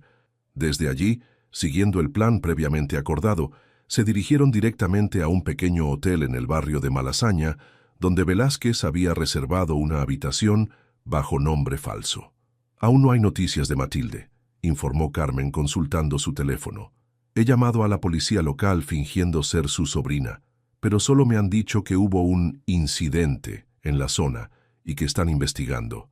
Esperanza asintió en silencio, intentando no pensar en lo peor. Matilde era una superviviente. Había atravesado tiempos mucho más oscuros que estos. El taxi se detuvo frente a un edificio anodino en una calle lateral. Según las instrucciones de Velázquez, allí se encontraba la redacción de una pequeña pero respetada revista de investigación política, cuyo director era un viejo amigo suyo. «Recuerda, tenemos exactamente 2 horas antes de la publicación del reportaje en El País», repasó Esperanza mientras pagaban al taxista. «Para entonces debemos estar en la Fiscalía Anticorrupción con todas las pruebas». Carmen, visiblemente nerviosa pero decidida, asintió. «¿Crees que Pablo estará bien?»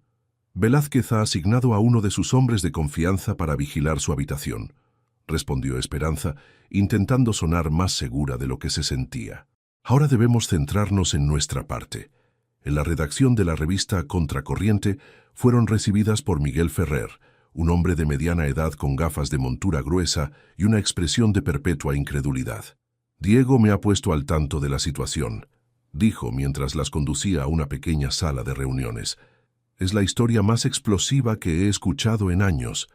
Durante la siguiente hora, Esperanza expuso metódicamente las pruebas recopiladas, los documentos de Velázquez, el código oculto en el catálogo del museo, las conexiones entre Al-Rashid, funcionarios mexicanos y empresarios españoles. Miguel tomaba notas frenéticamente, ocasionalmente interrumpiendo para hacer preguntas incisivas. Lo que no entiendo, dijo en un momento dado, es por qué tu padre ocultó esta información de forma tan elaborada, en lugar de entregarla directamente a las autoridades. Esperanza sonrió tristemente, porque sabía que las autoridades estaban comprometidas. La corrupción había alcanzado los niveles más altos del gobierno mexicano y sospechaba que también había ramificaciones en España. Miguel asintió comprendiendo. Por eso necesitamos coordinar con la publicación de El País, continuó Esperanza. No podemos confiar en que un solo canal sea suficiente. Necesitamos que la información esté en tantas manos como sea posible, simultáneamente.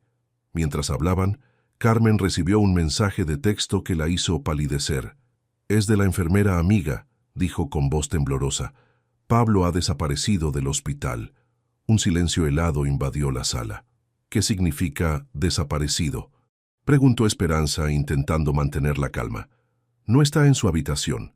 Nadie lo ha visto salir. El hombre que Velázquez asignó para vigilarlo también ha desaparecido. Miguel intercambió una mirada preocupada con Esperanza. Podría ser obra de Al-Rashid, sugirió el periodista. Si ha localizado a Pablo, no tardará en llegar hasta vosotras. Esperanza consultó su reloj. Aún quedaba una hora para la publicación programada del reportaje. Necesitamos adelantar el plan, decidió. Miguel, ¿puedes publicar una versión preliminar de la historia en vuestra web inmediatamente? El periodista dudó un instante. Podría, pero no tendría el mismo impacto que El País. No importa. Lo que necesitamos es que la información comience a circular.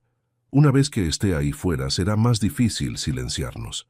Mientras Miguel se ponía manos a la obra, Esperanza recibió una llamada de Velázquez. Acabo de enterarme lo de Pablo, dijo el diplomático sin preámbulos. La situación se ha complicado. Al-Rashid ha solicitado una reunión urgente con el ministro de Asuntos Exteriores esta mañana. ¿Crees que sabe de nuestro plan? Es posible. Mis fuentes indican que ha contratado seguridad adicional y que Dávila ha sido visto entrando en su hotel hace una hora. Esperanza procesó la información rápidamente. Vamos a adelantarnos. Miguel publicará ahora, y nosotras iremos directamente a la fiscalía. Es arriesgado, advirtió Velázquez. Sin la cobertura simultánea de El País, no tenemos alternativa, lo interrumpió Esperanza. Si Al-Rashid ha encontrado a Pablo, estamos contrarreloj. Tras colgar, informó a Carmen del cambio de planes. La andaluza, pese al miedo evidente en sus ojos, asintió con determinación. Estoy contigo hasta el final, afirmó apretando la mano de Esperanza. Miguel regresó a la sala con expresión satisfecha. Ya está en línea, anunció mostrándoles la pantalla de su ordenador donde se desplegaba el titular. Exclusiva. Magnate petrolero implicado en red de corrupción internacional y posible homicidio de diplomático. Ahora debemos movernos rápido, urgió Esperanza. En cuanto Al-Rashid vea esto, utilizará todos sus recursos para detenernos. Salieron por la puerta trasera del edificio, optando por calles secundarias para dirigirse a la sede de la Fiscalía Anticorrupción. Esperanza sentía la adrenalina corriendo por sus venas, agudizando sus sentidos. Cada rostro que pasaba, cada coche estacionado, cada sonido repentino la ponía en alerta. Estaban a 2 calles de su destino cuando Carmen, mirando su teléfono, soltó una exclamación. El artículo está siendo compartido masivamente. Ya ha sido recogido por otros medios. Esperanza permitió que una pequeña sonrisa de satisfacción curvara sus labios. La verdad comenzaba a expandirse, imparable como una inundación. Su satisfacción duró poco. Al doblar la esquina, un Mercedes negro con cristales tintados se detuvo bruscamente junto a ellas. La puerta se abrió y, para su asombro, quien emergió del vehículo fue Pablo, con el rostro magullado pero los ojos brillantes de determinación. «¡Rápido, entrad!», urgió. «Nos están siguiendo». «¿Pablo? ¿Cómo?», comenzó Carmen. pero fue interrumpida cuando el chef la empujó suavemente hacia el interior del coche. «No hay tiempo para explicaciones», insistió. «Al-Rashid ha enviado a Dávila y sus hombres tras vosotras. Están a menos de 10 minutos». Esperanza dudó un instante evaluando la situación. ¿Era realmente Pablo o una trampa? ¿Cómo había escapado del hospital? ¿Y cómo sabía exactamente dónde encontrarlas? «Puedo probarte que soy yo», dijo Pablo leyendo su desconfianza. «La primera noche que trabajamos juntos en el restaurante, derramaste sopa de marisco sobre el embajador francés, y yo te cubrí diciendo que había sido un problema con la mesa. Era un detalle que solo el verdadero Pablo podría conocer». Esperanza asintió y subió al vehículo. En el interior encontró a Velázquez, con expresión tensa pero resuelta. «Perdona la dramática aparición», se disculpó mientras el coche arrancaba. «Pero cuando supe que Pablo había sido sacado del hospital, comprendí que Al-Rashid estaba haciendo su movimiento final». «¿Qué pasó exactamente?», preguntó Esperanza mientras el Mercedes aceleraba por las calles madrileñas. «Dávila y sus hombres intentaron secuestrarlo», explicó Velázquez. «Afortunadamente, mi contacto en el hospital alertó a tiempo a la seguridad. En la confusión, conseguimos sacar a Pablo y ponerlo bajo protección. ¿Y ahora? ¿Cuál es el plan?». «El plan sigue siendo el mismo, presentar todas las pruebas a la Fiscalía, pero ahora contamos con una ventaja. El artículo ya está circulando. La presión mediática ha comenzado». Esperanza asintió, sintiendo un renovado optimismo. Por primera vez desde que comenzó esta odisea, tenía la sensación de que la balanza comenzaba a inclinarse a su favor. El Mercedes se detuvo frente al edificio de la Fiscalía Anticorrupción. Antes de bajar, Velázquez les entregó un sobre. «Son documentos adicionales que he conseguido esta mañana», explicó. «Registros de una cuenta en Suiza vinculada a Al-Rashid, desde la que se realizaron pagos a Dávila 3 días antes de la muerte de tu padre». Esperanza tomó el sobre con manos temblorosas. Era la pieza final del puzzle, la conexión directa entre Al-Rashid y el asesinato de su padre. «Una cosa más», añadió Pablo, entregándole una pequeña llave. «La encontré entre mis cosas en el hospital. No sé cómo llegó allí, pero tiene grabado BEP México 1997. Esperanza sintió que el aire abandonaba sus pulmones. La misteriosa secuencia que había descubierto en el catálogo. «Es la clave final», murmuró. «Mi padre dejó un rastro que sabía que yo seguiría». Con renovada determinación, el pequeño grupo ascendió los escalones de la Fiscalía. En ese momento, Esperanza Vega ya no era una fugitiva, sino una mujer dispuesta a todo por la verdad y la justicia. El contraataque había comenzado. La sala de reuniones de la Fiscalía Anticorrupción era un espacio austero, dominado por una larga mesa de madera oscura y paredes revestidas de paneles del mismo material. El efecto era deliberadamente intimidante, un recordatorio silencioso del peso de la ley y la seriedad de los asuntos que allí se trataban.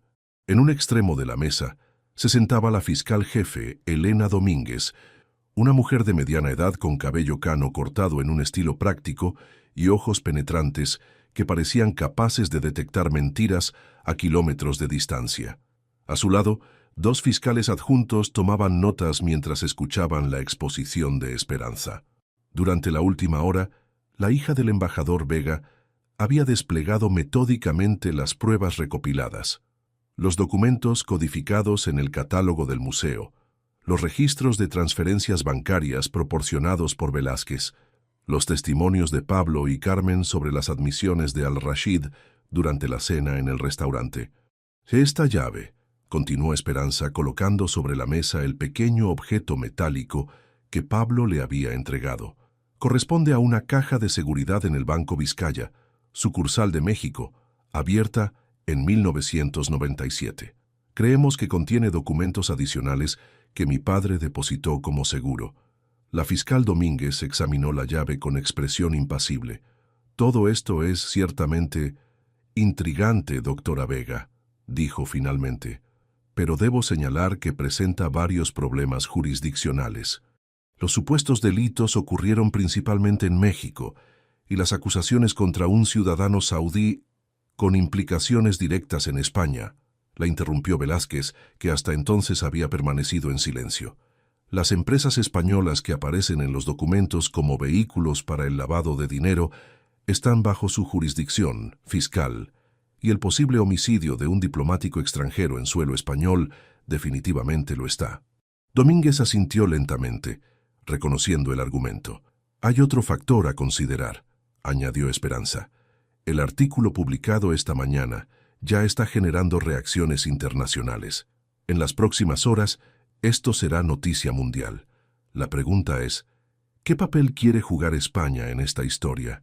¿El de cómplice pasivo o el de líder en la lucha contra la corrupción? Un silencio tenso siguió a sus palabras. Un silencio tenso siguió a sus palabras. La fiscal Domínguez entrelazó sus dedos sobre la mesa, sus ojos calculadores, evaluando no solo las pruebas presentadas, sino también las implicaciones políticas de cada posible curso de acción. La Fiscalía no responde a presiones mediáticas, doctora Vega, dijo finalmente su voz mesurada pero firme. Actuamos basándonos en hechos y pruebas concretas, no en especulaciones o códigos ocultos en catálogos de museo, por muy ingeniosos que sean. Esperanza sintió que su corazón se hundía. Después de todo lo que habían arriesgado, se reduciría todo a tecnicismos legales y cobardía institucional. El ambiente en la sala se espesó aún más cuando la puerta se abrió sin previo aviso. Un asistente se acercó apresuradamente a la fiscal y le susurró algo al oído. La expresión de Domínguez cambió sutilmente, una mezcla de sorpresa y lo que parecía ser satisfacción. Parece que las circunstancias acaban de cambiar, anunció la fiscal, incorporándose ligeramente en su asiento. Acabo de recibir información de que Omar al-Rashid ha solicitado comparecer voluntariamente ante esta fiscalía para, según sus palabras, aclarar malentendidos y falsas acusaciones. Velázquez y Esperanza intercambiaron miradas de asombro. «Es una trampa», murmuró Pablo.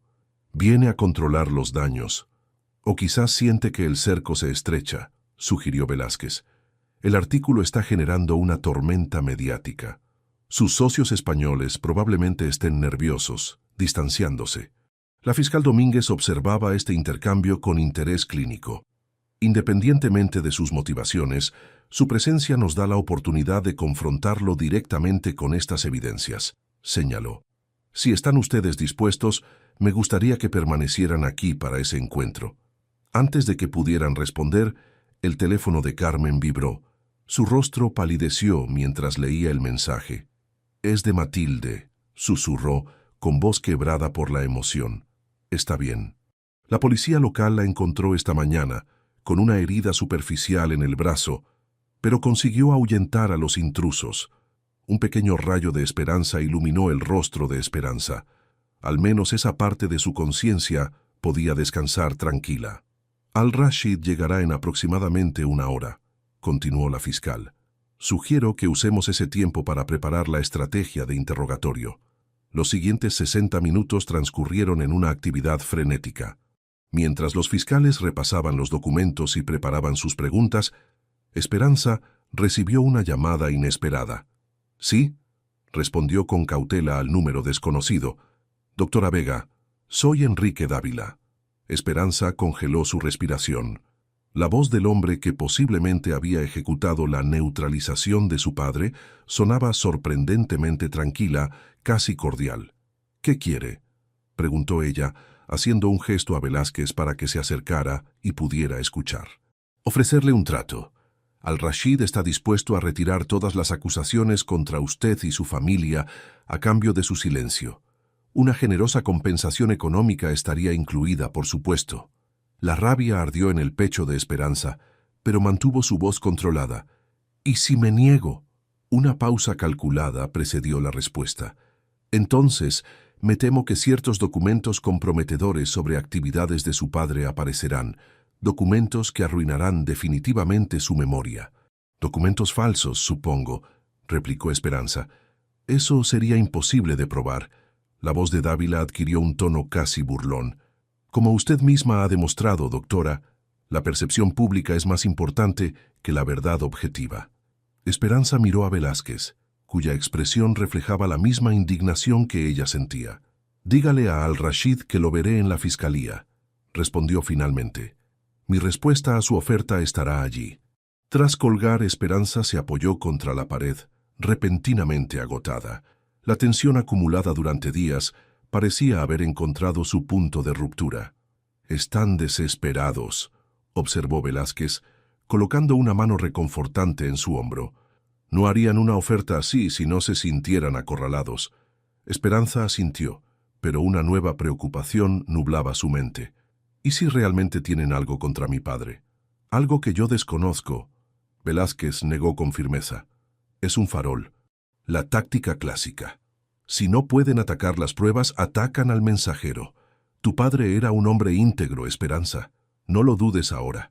El momento de verdad llegó con puntualidad suiza. Omar Al-Rashid entró en la sala de reuniones de la fiscalía como quien entra en su propio despacho, con la confianza serena del poder y la riqueza. Vestía un impecable traje azul marino que probablemente costaba más que el sueldo anual de cualquiera de los presentes. A su lado, 3 abogados de aspecto severo portaban maletines de cuero idénticos. Al ver a Esperanza sentada junto a la fiscal, Al-Rashid no pudo ocultar completamente su sorpresa, aunque se recuperó rápidamente. «Veo que la reunión será más interesante de lo que anticipaba», comentó con una sonrisa fría mientras tomaba asiento frente a ellos. La fiscal Domínguez no perdió tiempo en formalidades. «Señor Al-Rashid, ha solicitado esta comparecencia voluntaria para aclarar su posición respecto a graves acusaciones que han salido a la luz pública. Antes de comenzar, debo informarle que todo lo que diga aquí podría ser utilizado en un posible procedimiento judicial posterior». Al-Rashid asintió con indulgencia, como un adulto que acepta jugar un juego infantil. «Por supuesto, fiscal. Estoy aquí precisamente para corregir falsedades y malentendidos. La señorita Vega, evidentemente afectada por la trágica muerte de su padre, ha construido una narrativa fantasiosa que carece por completo de fundamento». Esperanza observó fascinada cómo Al-Rashid desplegaba su versión de los hechos. Él apenas conocía al embajador Vega. Sus negocios en México eran completamente legítimos. Las supuestas pruebas eran fabricaciones o malinterpretaciones. Su actuación era magistral, cada palabra medida, cada gesto preciso. Cuando terminó su exposición inicial, la sala quedó sumida en un silencio expectante. La fiscal Domínguez, imperturbable, comenzó a hojear un documento que tenía frente a ella. «Señor Al-Rashid, ¿reconoce usted este contrato?», preguntó, deslizando un papel hacia él. El magnate lo examinó brevemente. «Parece un acuerdo estándar entre mi compañía y Petróleo Mexicano del Norte. Una transacción completamente legal. Y reconoce la cláusula adicional en la página 3, párrafo 2, donde se especifica un pago de consultoría de $3 millones a una empresa registrada en Islas Caimán llamada Global Advisory».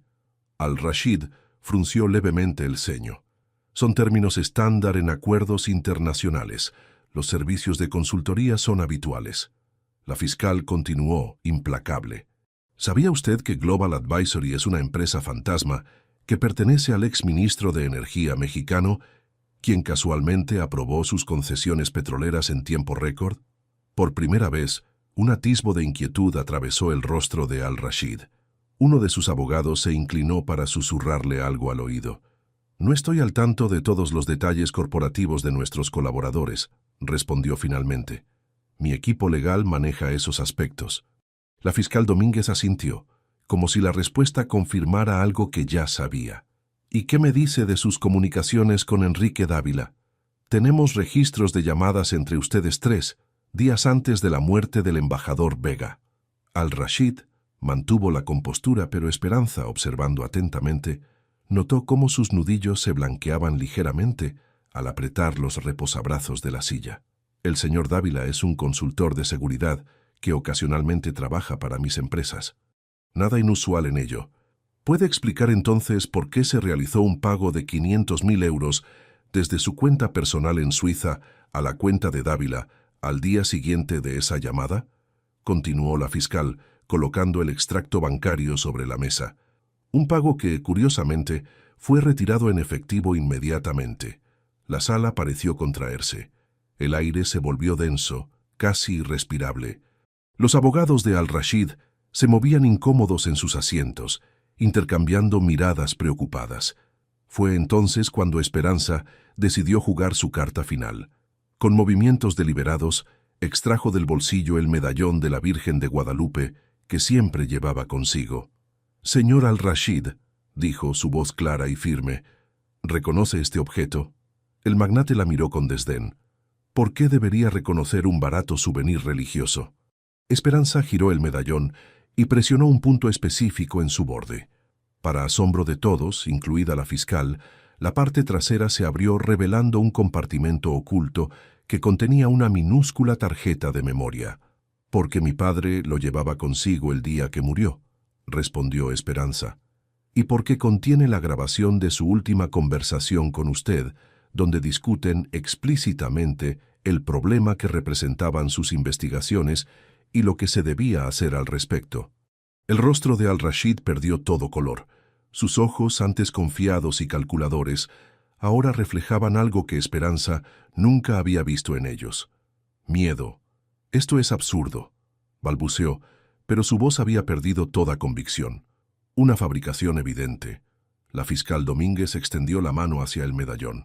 «Con su permiso, doctora Vega».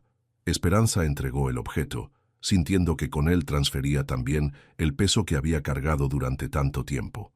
«El medallón me lo entregó el forense después de la autopsia», explicó. «Dijo que mi padre lo apretaba en su mano cuando lo encontraron. Nunca se me ocurrió que pudiera contener algo en su interior, hasta que descifré la clave en el catálogo, BUM Éxico 1997, mi fecha de nacimiento y las iniciales del banco donde mi padre abrió mi primera cuenta». Mientras uno de los fiscales adjuntos insertaba la tarjeta de memoria en un ordenador portátil, la sala quedó sumida en un silencio sepulcral. Segundos después, la voz de Ricardo Vega, clara y decidida, llenó el espacio. «Estoy grabando esta conversación, Omar, para mi protección. Sé lo que has hecho y tengo todas las pruebas. Si algo me sucede, todo saldrá a la luz». La voz de Al-Rashid, inconfundible a pesar de la calidad de la grabación, respondió: «No hagas amenazas que no puedas respaldar, Ricardo.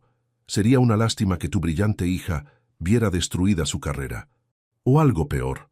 Lo que siguió fue una conversación de 15 minutos, donde se discutían explícitamente los sobornos, las concesiones ilegales y, finalmente, una clara amenaza contra la vida del embajador si continuaba con su investigación. Cuando la grabación terminó, nadie habló durante lo que pareció una eternidad. Finalmente, la fiscal Domínguez rompió el silencio. «Señor Al-Rashid, en vista de las evidencias presentadas, queda usted detenido por conspiración para cometer homicidio, soborno a funcionarios públicos, blanqueo de capitales y obstrucción a la justicia». Los siguientes momentos transcurrieron como en una película surrealista. Los abogados protestando, los fiscales adjuntos llamando a la policía judicial. Al-Rashid, el poderoso magnate que había destruido tantas vidas, siendo esposado y despojado de su dignidad. Antes de ser conducido fuera, Al-Rashid miró directamente a Esperanza, sus ojos ardiendo con una mezcla de odio y algo más. «Respeto. Subestimé a tu padre», dijo en voz baja, «y te subestimé a ti. Error que no cometeré 2 veces». «No habrá una segunda vez, Omar», respondió ella con la calma de quien finalmente encuentra la paz después de una larga tormenta. Se acabó. Cuando las puertas se cerraron tras él, Esperanza sintió que algo se rompía dentro de ella. No era dolor, sino liberación. Como si un dique largo tiempo contenido finalmente cediera, dejando fluir libremente todas las emociones represadas. El dolor por su padre, el miedo de los meses en la clandestinidad, la rabia contra la injusticia y finalmente el alivio de la verdad revelada. Pablo fue el primero en acercarse, envolviéndola en un abrazo torpe pero sincero. Carmen se unió segundos después, sus lágrimas mojando el hombro de Esperanza. Velázquez permaneció a distancia respetuosa, pero su mirada transmitía todo lo que no decían las palabras. Lo habían logrado. La fiscal Domínguez, observando la escena con una mezcla de profesionalidad y empatía, se acercó finalmente a Esperanza. Su padre estaría orgulloso, doctora Vega, dijo con sencillez. Ha honrado su memoria de la mejor manera posible, con coraje y perseverancia. Esperanza asintió, incapaz de hablar. Las palabras parecían inadecuadas para expresar la magnitud de lo que sentía en ese momento. A través de la ventana de la fiscalía, el sol de Madrid brillaba con una intensidad casi dolorosa. Un nuevo día, pensó Esperanza, el primero de muchos donde ya no tendría que esconderse, donde podría reclamar su nombre y su historia. La verdad, finalmente, había salido a la luz. 6 meses después, el sol de primavera bañaba la Plaza Mayor de Madrid, convirtiendo las antiguas fachadas en lienzos de color ocre y dorado. Las mesas de las cafeterías rebosaban de turistas y locales que disfrutaban del clima perfecto, ese breve intervalo madrileño entre el frío invernal y el implacable calor del verano.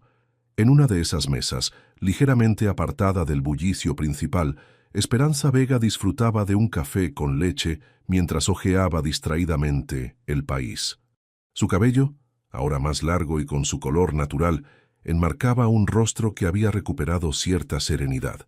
Vestía con elegante sencillez, pantalones de lino color crema, blusa de seda azul y el medallón de la Virgen de Guadalupe, ahora simplemente un recuerdo familiar vaciado de sus secretos, brillando sobre su pecho.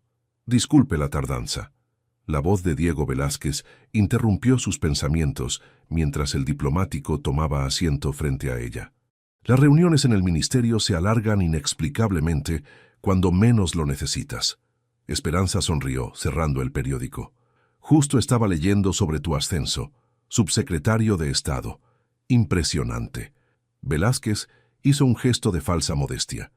Parece que desenmascarar redes de corrupción internacional tiene sus ventajas profesionales, bromeó antes de adoptar un tono más serio. Aunque el verdadero mérito es tuyo. El camarero se acercó y Velázquez pidió un cortado. Cuando volvieron a estar solos, Esperanza preguntó, ¿hay noticias del juicio? La fiscalía está construyendo un caso sólido. Al-Rashid sigue en prisión preventiva.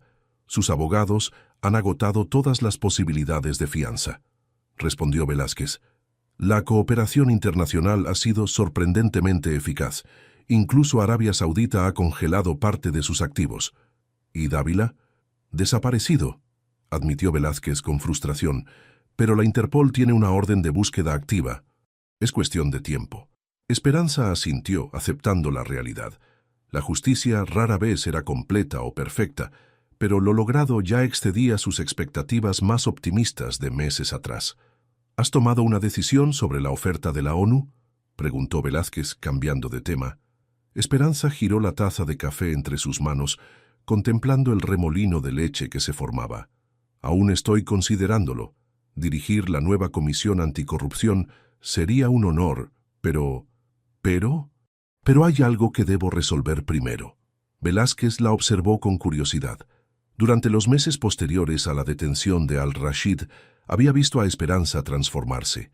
La mujer asustada que servía mesas en el restaurante Alcázar había dado paso a una figura pública respetada, solicitada por universidades y organizaciones internacionales para hablar sobre su experiencia. El caso Vega Al-Rashid se había convertido en un referente en la lucha contra la corrupción transnacional. Y sin embargo algo seguía inquietándola, una pieza del rompecabezas que permanecía fuera de lugar. «Es sobre mi madre y mi hermano», explicó finalmente Esperanza. «Siguen escondidos, temerosos de represalias. Necesito reunir a mi familia antes de empezar cualquier nuevo capítulo». Velázquez asintió comprensivamente. «Si puedo ayudar de alguna manera...» «De hecho, podrías», Esperanza sonrió. «Tus contactos diplomáticos serían invaluables para localizar a mi madre en Canadá. La última dirección que tengo probablemente ya no sea válida». «Considéralo hecho», prometió Velázquez. «Y después, ¿aceptarás el puesto en la ONU?» Esperanza contempló la plaza bulliciosa frente a ellos, reflexionando sobre los giros inesperados que había dado su vida. «Creo que sí», respondió finalmente. «Sería una forma de honrar el legado de mi padre, continuar su lucha desde una posición donde realmente pueda marcar la diferencia». Una cómoda pausa se instaló entre ellos, ese silencio que solo existe entre personas que han atravesado juntas circunstancias extraordinarias. ¿Sabes algo de Pablo y Carmen?, preguntó Velázquez eventualmente. El rostro de Esperanza se iluminó con una sonrisa genuina. Pablo finalmente abrió su propio restaurante en Lavapiés, un lugar pequeño pero exquisito. Está teniendo un éxito increíble. Ya hay lista de espera de 3 semanas para conseguir mesa, respondió con evidente orgullo. Y Carmen es su socia y hostess. Forman un equipo formidable. ¿Y Matilde? Sigue en su casa en la sierra, indomable como siempre. Esperanza rió suavemente. Me invita cada mes a pasar un fin de semana allí. Dice que necesito aire de montaña para limpiar los humos de la fama. Velázquez sonrió, imaginando perfectamente a la tenaz anciana pronunciando esas palabras. Son tu familia ahora, observó. La que elegiste. La que me eligió a mí, corrigió Esperanza. Cuando no tenía nada que ofrecerles excepto problemas y peligro. El diplomático consultó su reloj y suspiró. Debo regresar al ministerio. Nos vemos la próxima semana para discutir los detalles de la búsqueda de tu madre. Esperanza asintió. Mientras Velázquez se levantaba, ella lo detuvo con una pregunta. Diego, ¿por qué me ayudaste realmente? Desde el principio, cuando me reconociste en el restaurante. Podrías simplemente haber mirado hacia otro lado. Velázquez se detuvo considerando cuidadosamente su respuesta. Mi padre también fue diplomático, dijo finalmente. No tan valiente como el tuyo, pero un hombre de principios. Me enseñó que hay momentos en la vida en que debemos elegir de qué lado de la historia queremos estar. Hizo una pausa, mirando directamente a los ojos de Esperanza. Cuando te vi sirviendo mesas, con esa dignidad intacta a pesar de todo lo que habías perdido, supe de qué lado quería estar. Con un último gesto de despedida, Velázquez se alejó perdiéndose entre la multitud de la plaza. Esperanza permaneció sentada un rato más, observando el flujo constante de personas. Turistas capturando recuerdos con sus cámaras, niños persiguiendo palomas, ancianos disfrutando del sol en los bancos. La vida normal que tanto había anhelado durante su exilio forzado. Pagó la cuenta y comenzó a caminar sin rumbo fijo, dejándose llevar por las estrechas callejuelas del Madrid antiguo. Sus pasos la llevaron, quizás inconscientemente, hacia el restaurante Alcázar. Se detuvo frente a él, observando a través de los cristales el interior elegante donde había pasado 8 meses de su vida. Por un instante, vio a su antiguo yo, la camarera silenciosa que ocultaba un mundo interior de conocimientos y secretos. Esa mujer parecía ahora una extraña, un personaje de una película vista hace mucho tiempo. Su teléfono vibró con un mensaje de Pablo. Cena especial esta noche en el restaurante, solo para amigos. No llegues tarde, tengo una sorpresa. Sonriendo, Esperanza continuó su camino. Madrid se extendía ante ella, ya no como un escondite hostil, sino como un nuevo hogar. Las calles que una vez recorrió con miedo ahora ofrecían posibilidades infinitas. Al pasar junto a una pequeña librería, algo captó su atención en el escaparate. Un libro recién publicado titulado Verdad y Silencio, el caso Vega, con su fotografía en la portada. Se detuvo un instante, aún no acostumbrada a verse convertida en símbolo de una lucha mayor que ella misma. Continuó caminando, esta vez con un destino en mente. 15 minutos después, entraba en el pequeño restaurante de Pablo en Lavapiés.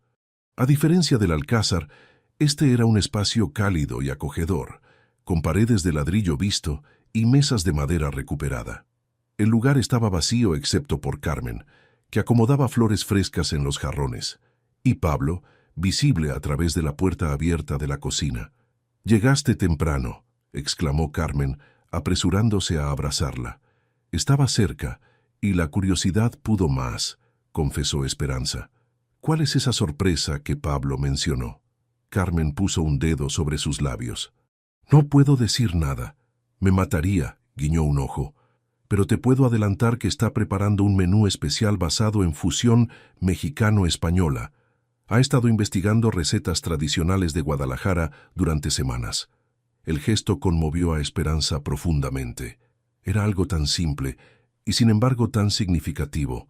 Un reconocimiento de sus raíces, un esfuerzo por traer un pedazo de su hogar perdido a este nuevo capítulo de su vida. Pablo emergió de la cocina, con su característico delantal manchado y una sonrisa radiante.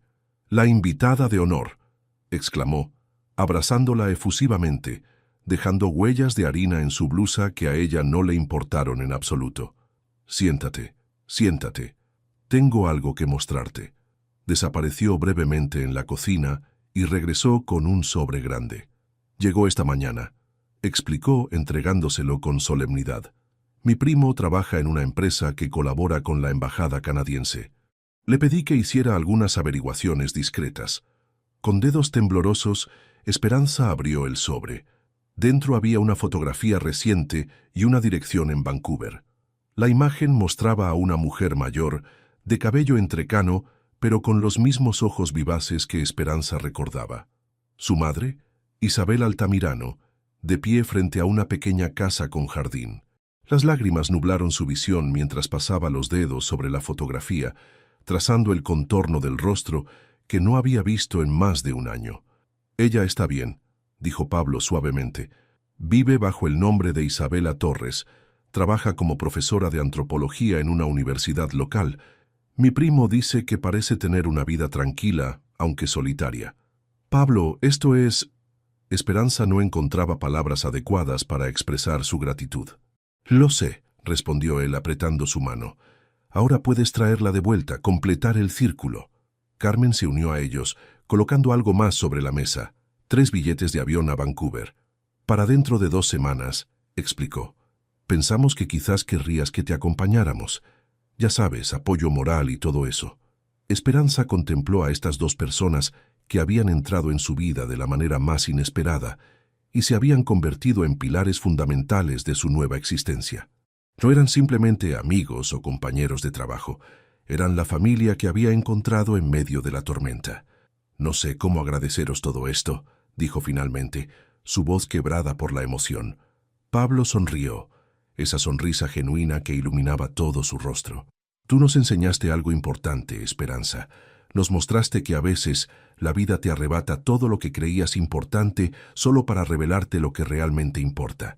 Hizo una pausa, buscando las palabras adecuadas. «Nos enseñaste a defender la verdad, sin importar el costo». Carmen asintió, añadiendo, «Y ahora es nuestro turno de ayudarte a reconstruir lo que perdiste». Mientras la tarde avanzaba hacia el crepúsculo, los 3 permanecieron en el restaurante vacío, compartiendo historias, recuerdos y planes para el futuro. Poco a poco, fueron llegando otros invitados. Velázquez, que había conseguido escapar temprano del ministerio. Matilde, que había viajado especialmente desde la sierra. Incluso el periodista Miguel Ferrer y la fiscal Domínguez hicieron acto de presencia. En algún momento de la noche, con la mesa llena de platos a medio terminar y copas de vino, Pablo propuso un brindis. Por Esperanza, que nos enseñó que incluso en las sombras más oscuras siempre existe la posibilidad de luz. Y por Ricardo Vega, añadió Velázquez levantando su copa, cuya integridad vive en su hija. Esperanza observó los rostros a su alrededor, cada uno marcado por su propia historia, cada uno conectado ahora al suyo en una intrincada red de destinos entrelazados. Pensó en su padre, en su madre, en su hermano, en la familia dispersada por el mundo que pronto esperaba reunir. Pensó en los 8 meses sirviendo mesas, ocultando su identidad, viviendo con miedo constante. Y pensó en este momento presente, rodeada de afecto y verdad. Por los silencios que finalmente se rompen, dijo, elevando su copa, y por las verdades que, aunque enterradas, siempre encuentran el camino hacia la luz. Mientras las copas tintineaban en el aire, Esperanza supo con certeza que este no era el final de su historia, sino apenas el verdadero comienzo. Un renacimiento nacido de las cenizas del dolor y la pérdida, pero infinitamente más valioso por ello mismo. La vida que se extendía ante ella, con sus nuevos desafíos, sus posibilidades, sus conexiones humanas genuinas, era un territorio inexplorado. Pero esta vez avanzaría sin máscaras, sin miedo, llevando consigo las lecciones de su travesía por las sombras, que la verdad, aunque a veces dolorosa, es el único camino hacia la libertad auténtica, que la dignidad personal no puede ser arrebatada, solo entregada, y que incluso en los momentos más oscuros, Siempre existe la posibilidad de encontrar aliados inesperados que iluminen el camino. Esa noche, bajo el cielo estrellado de Madrid, Esperanza Vega finalmente se sintió en casa.